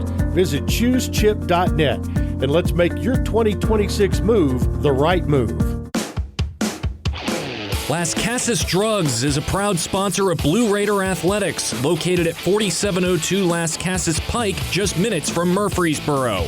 Las Casas Drugs strives to provide all of your pharmaceutical needs in that hometown atmosphere you deserve. Family-owned and operated, Las Casas Drugs offers free delivery, immunizations, drive-through window, gift shop, merchandise, and medication management programs. Come by and see how we can make a difference. And go Blue Raiders!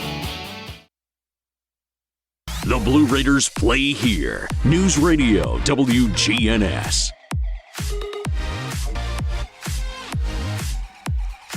Brian Baranek makes his final warm-up toss. Throw goes down to second. J.P. Acosta will lead off for Western in the seventh inning. Baranek's gone 2 1/3. He's given up 2 runs on 4 hits, no walks, and has had a couple of strikeouts.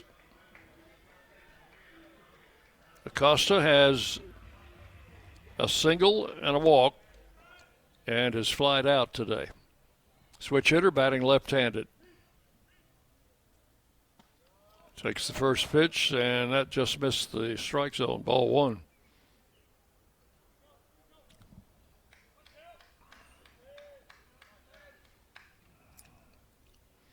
Baranek comes back and a smash. Oh, knocked down and stopped by O'Neill.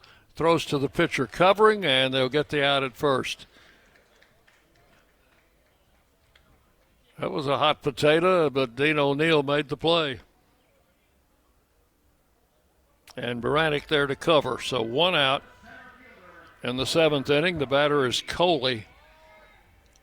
Haven't been able to do a lot with this young man today. He's had a bunt single. He's had a double. He's been safe on another bunt play, and he scored 2 runs, and he hits it back to the mound. Baranek throws to first and gets him for out number 2. So the first 2 putouts in the seventh inning have gone 3-1 and 1-3. And the batter is Austin Haller. He's the Western second baseman and leadoff hitter. Got him out his first 2 at bats, but the last 2 times he has singled and come around to score. So he is 2 for 4. Left-handed hitter, hit .301 for the regular season.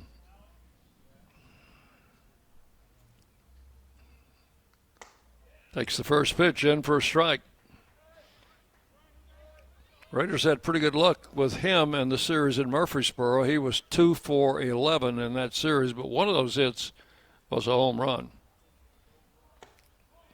Pitch is high, ball 1, 1-1 to Haller.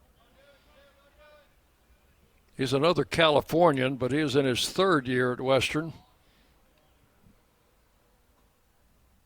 out of La Mirada, California. Pitch outside, ball 2. 2 balls, 1 strike.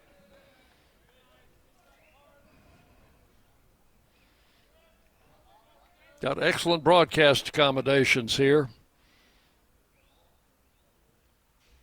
with this new stadium. That ball hit deep to right center field. Nowak over, makes a running catch, and it's a 1-2-3 inning for Baranek and the Raiders. Nothing across in the 7th. Bring your game day style courtside with a stop at Lightning's locker room on the concourse. From bold new drops to timeless campus classics, we've got everything you need to turn heads from class to tip-off. Whether you're rocking a hoodie in the student section or sporting a tee around town, your look says it loud. You're here for the wins, the energy, and the tradition. So step up your style and your spirit, because at Lightning's locker room, the season never slows down, and every fan plays a part in the hype. Let's make every day feel like game day. Locally grown, Blue Raider proud. This is Jonathan Harmon with the J. Harmon Home Team. As an MTSU alumnus and lifelong Rutherford County resident, I bring the heart of a teacher, the grit of a Blue Raider, and over 15 years of real estate experience to every client. Honest to a fault, connected to the community, and driven to serve. I don't just help you buy or sell, I help you understand every step. The J. Harmon Home Team, where real estate meets real talk. WGNS, the flagship station for Blue Raider sports. Gavin Perry's tossed 7 shutout innings against the Raiders today. We have 5 hits in the game off this right-hander and trail 8-0. Close to the top of the hour, so let's pause 10 seconds for station identification. You're listening to Blue Raider Baseball. The flagship station for Middle Tennessee sports. WGNS. Murfreesboro, Smyrna. The Blue Raiders play here. Dick Palmer with you, flying solo today from Kennesaw, Georgia. The Blue Raiders trailing 8-0. And we'll have the top of the batting order here in the 8th inning against Gavin Perry. And if we're ever going to do anything, get this guy, it's about time to start. Pitch is outside, ball 1. Nowak has flied out and twice has fouled out to the third baseman.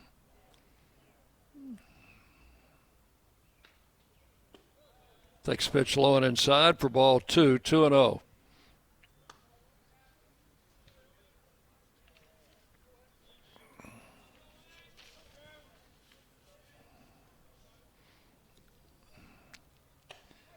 There's a strike, caught the outside corner. 2 balls, 1 strike.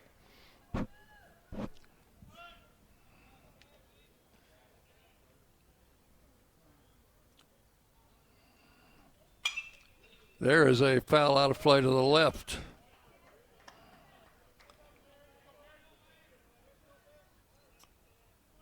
I think the Raiders have only been shut out one time this season. That was by this pitcher, Perry. Shut him out 11-0 in Murfreesboro. That was a shot to center field and a base hit for Nowak.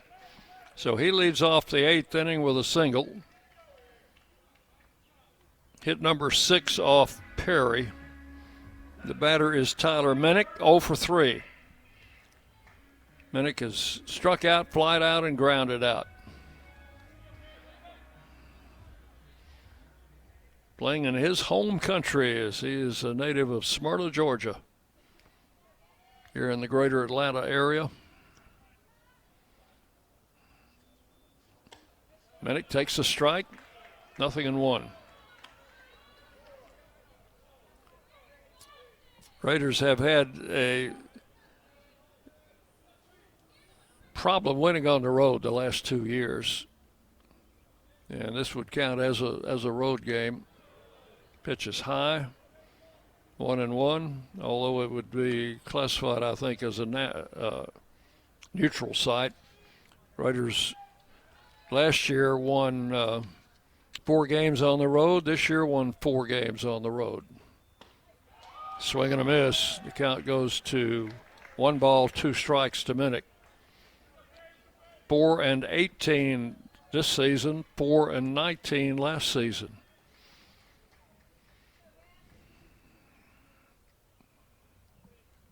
1 ball, 2 strikes to Tyler Minnick. And a pitch. Smash. That is a fair ball. Past the third baseman, rolling into foul ground. Coming around Nowak, they're going to wave him. Nowak's going to score, and Minnick pulls into second with a double. Well, that breaks the ice somewhat. Now we got to chop it up a little more. Minnick an RBI double. Just past third base. That was a tightrope walk down the left field line. And then it kissed off the retaining fence and bounced back into fair ground. So it is now 8-1, and that breaks the hex somewhat against Gavin Perry. Cooper Clapp takes the first pitch, strike 1. RBI for Minnick, his 48th of the year. These tournament stats all go into the season stats. That ball skips up to the plate, blocked by Ross, 1-1. Cooper has flat out twice and struck out. So the Raiders finally get on the board here in the 8th inning. Single by Nowak, double by Minnick. Clapp swings and misses. That is a strike as he was fooled by the pitch. 1-2.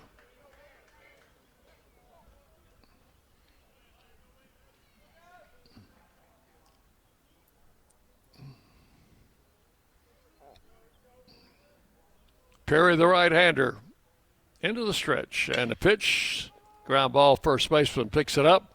Pitcher covers. They get the out at first.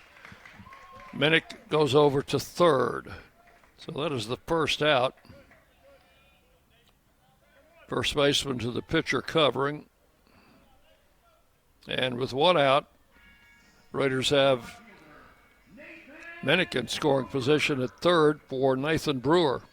Brewer's had a hit today. He's struck out twice.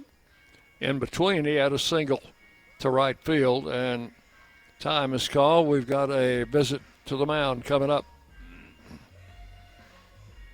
And there's a little activity down in their bullpen now. They haven't had to have anybody up and throwing until now, and I don't even see anybody throwing. They're just up milling around right now. So pitching coach out for the second time in the game.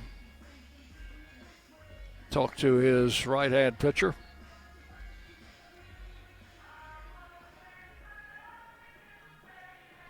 So we're just past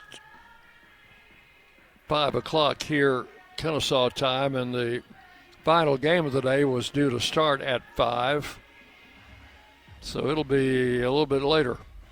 Kennesaw State and Dallas Baptist in the next ball game.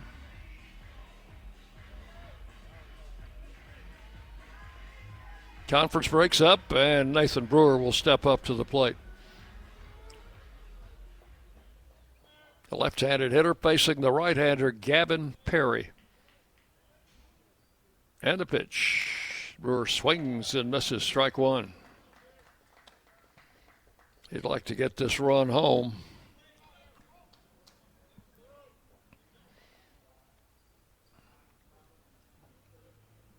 Minnick is at third, 1 out.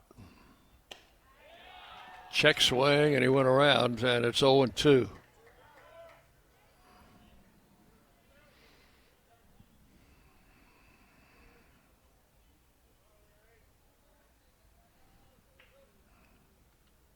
The 0-2 swung on, popped up in the shallow left field. Left fielder coming on. He'll make the catch. Minnick fakes going in and draws a throw, but way too shallow for him to score. So that's out number 2. The batter is Lane Akers, who's had a good day against Perry. He is 3 for 3. 2 singles and a double. Perry goes for a little rosin.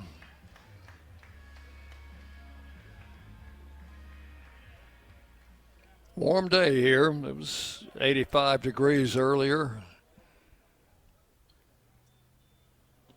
Pitch low and outside to Akers for ball one.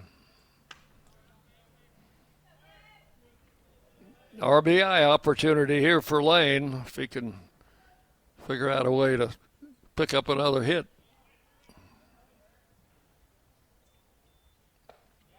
Takes the pitch outside, ball 2-0. Brett Rogers waiting to hit next.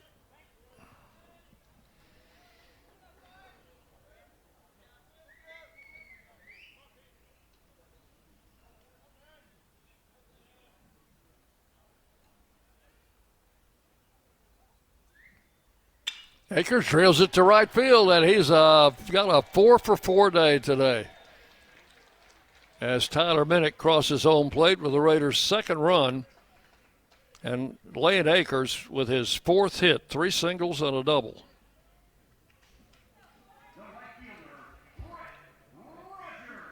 So it is now 8-2, and Brett Rogers will stand in.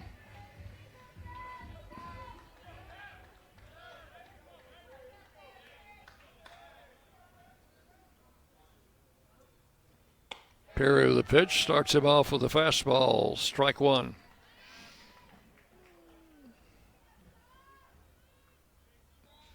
Perry still throwing hard, that one at 94.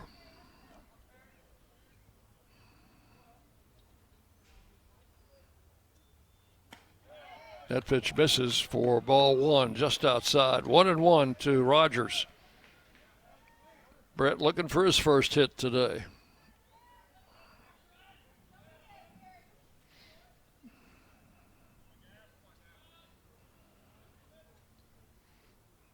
And the pitch low into the turf. 2 balls, 1 strike to Rogers. Akers at first.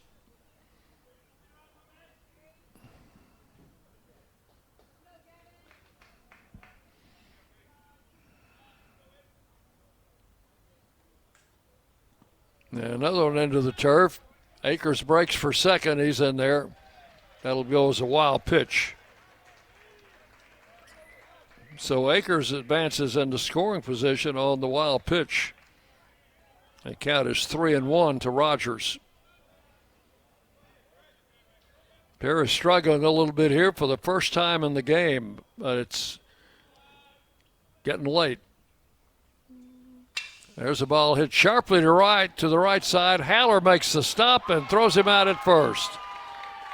That one should have been through to right field, but Haller just made an outstanding play and got Rogers, who is a fast runner, got him at first for the third out. But in the inning, the Raiders pick up 2 runs on 3 hits and leave a runner. So we will go to the bottom of the 8th inning. It's Western Kentucky 8, Middle Tennessee 2. You're listening to Blue Raider Baseball from Van Wagner. Nothing is more expensive than a missed opportunity that could have changed your life. Maybe you're just graduating high school, or are working and need to earn a degree to advance your career. Or you aspire to be a leader, and a graduate degree can make that happen. Whether you're just starting out or retooling for the future, Middle Tennessee State University can help you get there. MTSU, the University of Opportunities.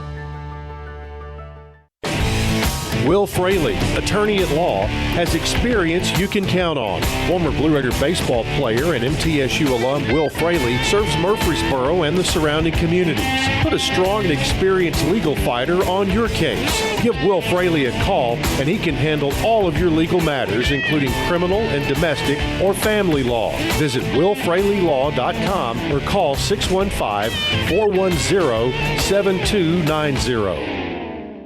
You're listening to MTSU Sports on WGNS. And we go to the bottom of the 8th inning. Western Kentucky leading 8-2. They'll have the shortstop Reed Howard to lead off. Howard, Arroyos, and Camden Ross, 2, 3, 4 hitters in their lineup against Baranek. And the first pitch fouled out of play, strike one. Howard doubled his last at bat. And now he needs something. That bat was getting awfully slippery, so it needs all that stickum to put on the handle.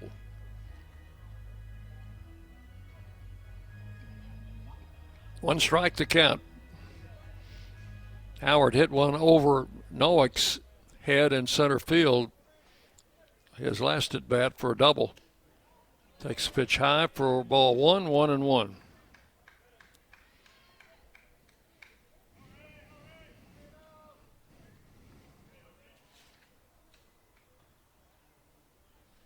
Reed Howard, a native of Indiana, fouls this one off, and the count will go to 1-2 strikes.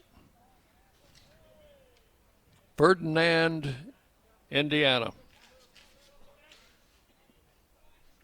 Sophomore, so this is his second year with the Hilltoppers. 1-2 strikes to Howard. And skies this one foul. That'll be out of play. Over to the right side.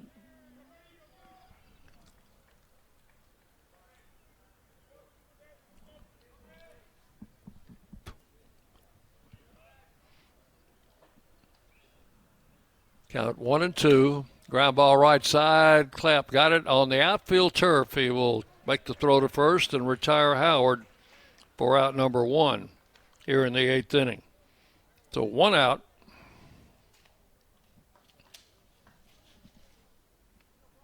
And we'll have Arroyos. The league's leading hitter is hitless today. The Raiders did a good job on him in the series in Murfreesboro, and that has continued today.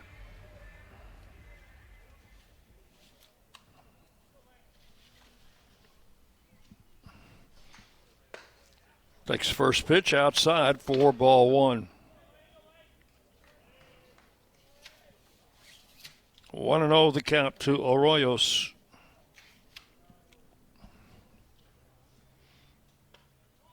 Ball 2 is outside. 2-0 the count. He's faced Baranek one time. Baranek got him on a fly out to left field. The right-hander delivers, low and inside, ball 3, 3-0.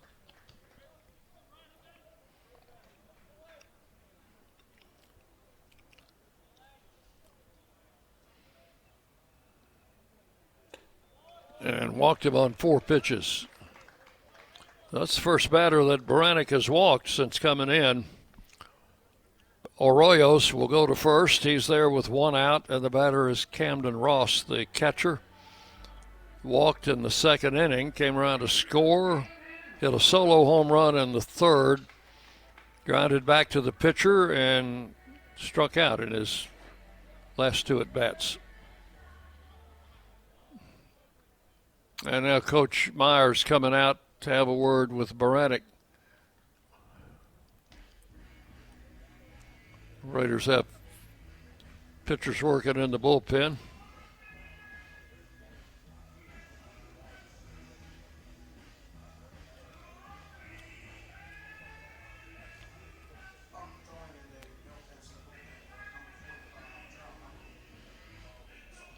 No call to the bullpen yet. Coach Myers is having a pretty good conversation with Baranek. He's going to leave him in.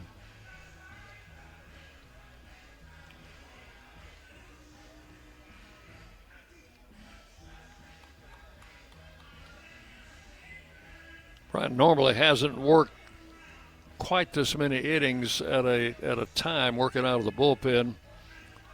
So he came in the 4th inning, so he's pitched 3 2/3 now. Runner at first, 1 out. Here's Ross. Pitch to him, low and away, ball 1.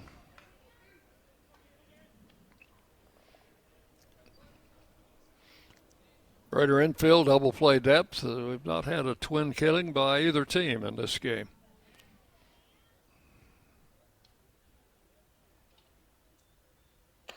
There's a strike. The count will go to 1-1 on Camden Ross.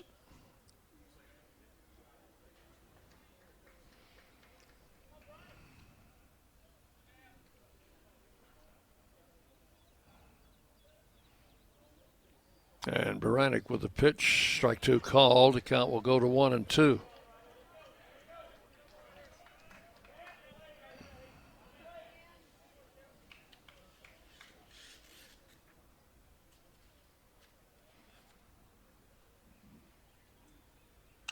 Swinging a foul. Count holds. Western Kentucky finished as the number 6 seed in the tournament with a 14-16 conference record. Raiders were number 9 with a 12-18 conference mark. Pitch is high, 2-2. Of course, Jacksonville won the conference by 2 games over Liberty.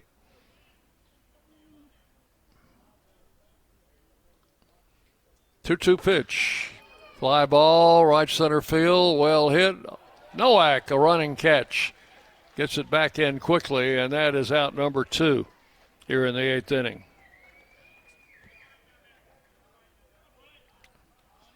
Ross put a good swing on it and hit it fairly deep right center field, but Nowak tracked it down. The batter is Frost. Doubled his last trip. He's had a single, grounded out, and been hit by a pitch. A left-handed hitter, and now Jerry is coming out. We'll have the left-hander coming in. This will be Pickens. So Baranek will exit. He goes 1, 2, 3. He goes 4 complete innings. Pitched a third of an inning in the 4th and then 2/3 here in the 8th. So 4 complete innings for Baranek. And he will be lifted in favor of John Michael Pickens here in the 8th inning. We'll take a break. Come back with more on the Blue Raider Network from Ben Wagner. When the arena lights dim for a concert, or when the crowd becomes one at a big game, you can almost feel like you're the biggest fan. But who's your biggest fan? It's the person that will get you home safely after a night of drinking. It's the person who looks out for your life to make sure you leave the stadium with someone sober. This could be a designated driver or someone who offers to get you a ride share. Because in Tennessee, fans don't let fans drive drunk. Brought to you by the Tennessee Highway Safety Office, a division of the Tennessee Department of Safety and Homeland Security. The Blue Raiders are winners in the classroom, on the field, and the courts. Richard Lewis here. I want you to win in real estate also. Buying, selling, auction here in Tennessee, or along the Gulf Coast, a second home, or investing. Give me a call to help start that winning process. 615-319-9981. Oh, I'm never too busy for your referrals. Richard Lewis, Exit Realty, Bob Lamb & Associates. The Blue Raiders are on News Radio WGNS. So pitching change here in the 8th inning. John Michael Pickens, the junior out of state of Alabama, will take over for Bryant Baranek. Pickens making his 25th appearance. 2-2 record with a 3.73 earned run average, 41 innings pitched. He's given up 41 hits, 17 earned runs, 20 walks, 27 strikeouts. And John Michael will face the left-hand hitter Frost. First pitch is high for ball 1. 1 ball, no strikes. Frost 2 hits today.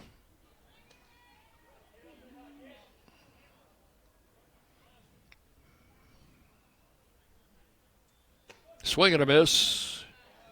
Count will go to 1-1. Brian Baranek did a good job coming in relief. 4 innings pitched, gave up 2 runs, both earned on 4 hits, 1 walk, 2 strikeouts. Pitch is outside for ball 2. 2-1.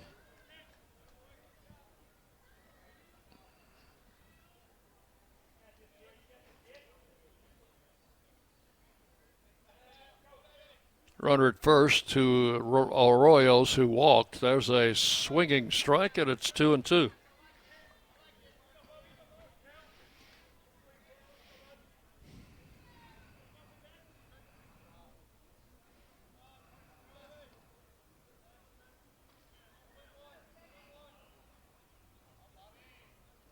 Pickens ready for the 2-2 delivery, and here it is, high, inside, ball 3.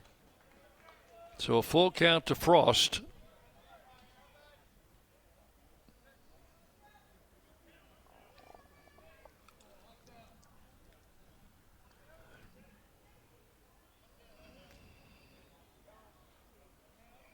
Here's the payoff pitch, and struck him out swinging. That will end the 8th. No runs, no hits. 1 left. Pickens ends the 8th inning with a strikeout of Frost, and we'll go to the 9th. Raiders still trailing by a score of 8-2. You're listening to Blue Raider Baseball from Ben Wagner. Las Casas Drugs is a proud sponsor of Blue Raider Athletics, located at 4702 Las Casas Pike, just minutes from Murfreesboro. Las Casas Drugs strives to provide all of your pharmaceutical needs in that hometown atmosphere you deserve. Family-owned and operated, Las Casas Drugs offers free delivery, immunizations, drive-through window, gift shop, merchandise, and medication management programs. Come by and see how we can make a difference. And go Blue Raiders! Bring your game day style courtside with a stop at Lightning's Locker Room on the concourse. From bold new drops to timeless campus classics, we've got everything you need to turn heads from class to tip-off. Whether you're rocking a hoodie in the student section or sporting a tee around town, your look says it loud. You're here for the wins, the energy, and the tradition. So step up your style and your spirit, because at Lightning's Locker Room, the season never slows down, and every fan plays a part in the hype. Let's make every day feel like game day. Rutherford County's MTSU station, News Radio WGNS.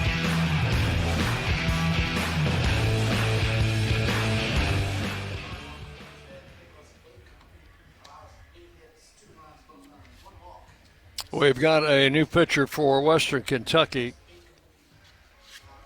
Nathan Lawson, a right-hander.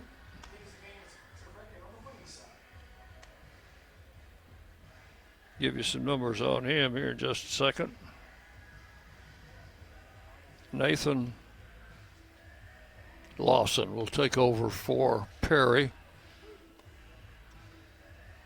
6'1", 210, a grad student out of Russell Springs, Kentucky, and transferred in from Eastern Kentucky. Lawson making his 19th appearance, 2-2 record, 4.73 earned run average, 32 1/3 innings. He's given up 34 hits, 17 earned runs, 7 walks, 28 strikeouts, and does have 4 saves to his credit. So Lawson takes over here in the 9th inning. He'll face the bottom third of the order.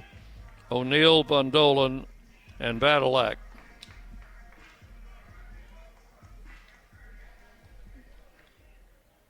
Dean O'Neill 0 for 2 with a walk.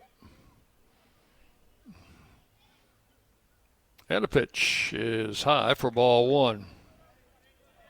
Western leading 8-2. Perry goes 8 innings, allows 2 runs, both earned, 8 hits, walked 1 and struck out 6. Pitch misses for ball 2. 2-0 to O'Neill.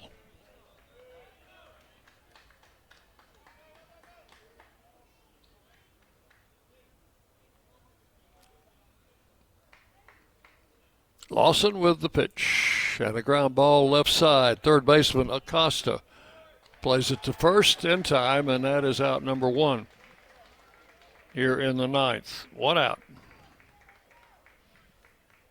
We'll have a fairly brief wrap-up post-game show for you. There are 2 radio booths up here, and I think somebody else is going to be coming in here for the next game. So we'll try to give them enough time to get set up. Bondolan, the batter, takes first pitch for strike 1. 0-1. Brett 0 for 3 today. 2 strikeouts and a ground out.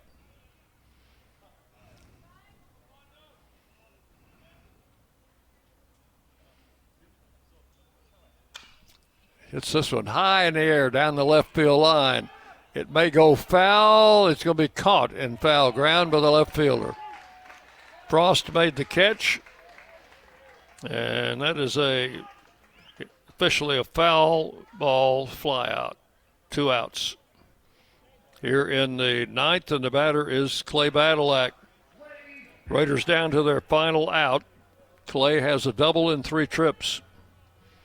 That came back in the 5th inning.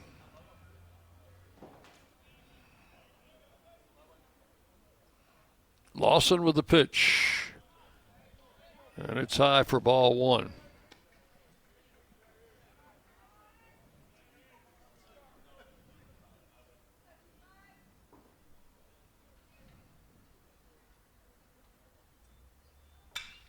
Badalak lines it to the right field, and a diving catch made out there to end the game.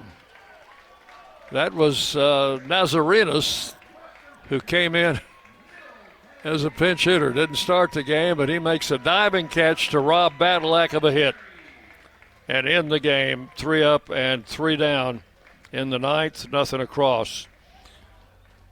So Western wins. They advance. I think their next game is against Jacksonville on Friday, perhaps.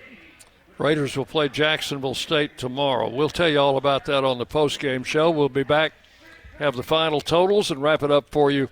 Final score, Western Kentucky 8, Middle Tennessee 2. You're listening to Blue Raider Baseball. Brom Van Wagner. Hey, Blue Raider fans, this is Brad Hopkins with Exit Realty Bob Lamb & Associates. Winning in real estate is a lot like football. Good coaching and recruiting a great team are the keys. I put together a team of lenders, inspectors, and home professionals to help you succeed. Let me coach you through this process and make sure you come out a winner. Whether you're looking to buy, sell, or invest, I am here to help you win. Visit BradHopkinsHomes.com or call 615-556-9239 to find out more. At State Farm, when home and auto work as a team, you score and save money. I'm State Farm agent Andy Wama. Give me a call at 615-890-0850 and let's work together to win big by saving money on home and auto. With the service you get from State Farm, you might think our car insurance costs more. I'm State Farm agent Andy Wama. Give me a call at 615-890-0850 and let me show you with discounts up to 40%. You may find it even costs less. WGNS, the flagship station for Blue Raider sports. Today's game is in the books, and it's time to recap today's action in the Blue Raider postgame show. Today's broadcast on the Blue Raider Network has been brought to you in part by Will Freely, attorney at law, State Farm Insurance, and agent Andy Womack, Middle Tennessee Electric, Exit Realty, Bob Lamb & Associates, and agents Brad Hopkins, Richard Lewis, Jonathan Harmon, and Chip Walters. And by Las Casas Drugs. Let's head back to the ballpark for today's Blue Raider postgame show. News for you, but the Raiders fall to Western Kentucky 8-2 in the first game of the Conference USA tournament between the two teams, and Middle Tennessee will be back in action tomorrow against Jacksonville State, the regular season champion, a team that swept the Blue Raiders down in Jacksonville, Alabama earlier, but all three of those games went right down to the wire. 2 of them were one-run games. Let's break down the scoring here. After a scoreless first inning, Western batted around in the second inning against David Horn Jr. as a leadoff walk, a single, and a double. The first 3 batters all reached, and they eventually all 3 came in to score. So Western 3 in the first inning for a 3-0 lead. Their catcher, Camden Ross, led off the third inning with a home run, and that made it 4-0 after 3 innings. They added 2 more runs in the fourth, both coming off the starter Horn, and Baranek came in and retired the side in the fourth after 2 runs scored, so it was 6-0. And then they picked up 2 off Baranek in the 5th inning to make it 8-0, and that was all the scoring for the Hilltoppers in that ball game. The Raiders did not get on the board until late in the game in the 8th inning. Owen Nowak led off with a base hit. Tyler Minnick followed with a double down the left field line. And Minnick's double drove in Nowak with the first run. Cooper Clapp and Nathan Brewer went out, but Lane Akers with a base hit to right field drove in Minnick to make it 8-2. And that was it as far as the Raiders offense was concerned today. Final totals: Western Kentucky 8 runs, 11 hits, and no errors, left 10 men on base. The Raiders 2 runs, 8 hits, no errors, they left 7. And the winning pitcher Perry now 8-2. David Horn Jr. takes the loss. He is now 3-4. Time of the game, they don't mention that here, so your guess is as good as mine. But it was not as long as the first game today, which went 4 hours. Raiders and Jacksonville tomorrow, 12:30 scheduled start time, Murfreesboro time, 12:15 pregame show. But beware, we could be coming on later depending on how long the first game lasts. So it is tournament time. Raiders fall by a score of 8-2. That's going to wrap it up here from the stadium in Kennesaw, Georgia. Thanks to all of you for joining us today on radio, and hope you have a good rest of the day. We'll see you again with more Blue Raider baseball tomorrow. Jackson Smith's been our studio producer, doing his usual fine job. And that's going to wrap it up. All it remains is for me to say good afternoon from the ballpark. Thanks for listening to today's Middle Tennessee State University baseball game. Today's game has been produced by Van Wagner College through the facilities of WGNS Radio. The content of today's game is owned by Van Wagner College and the Blue Raider Network and may not be reproduced without expressed written permission of Middle Tennessee State University and Van Wagner College. Be sure to join us next time for more Middle Tennessee baseball here on the Blue Raider Network on WGNS, the flagship station for Blue Raider sports.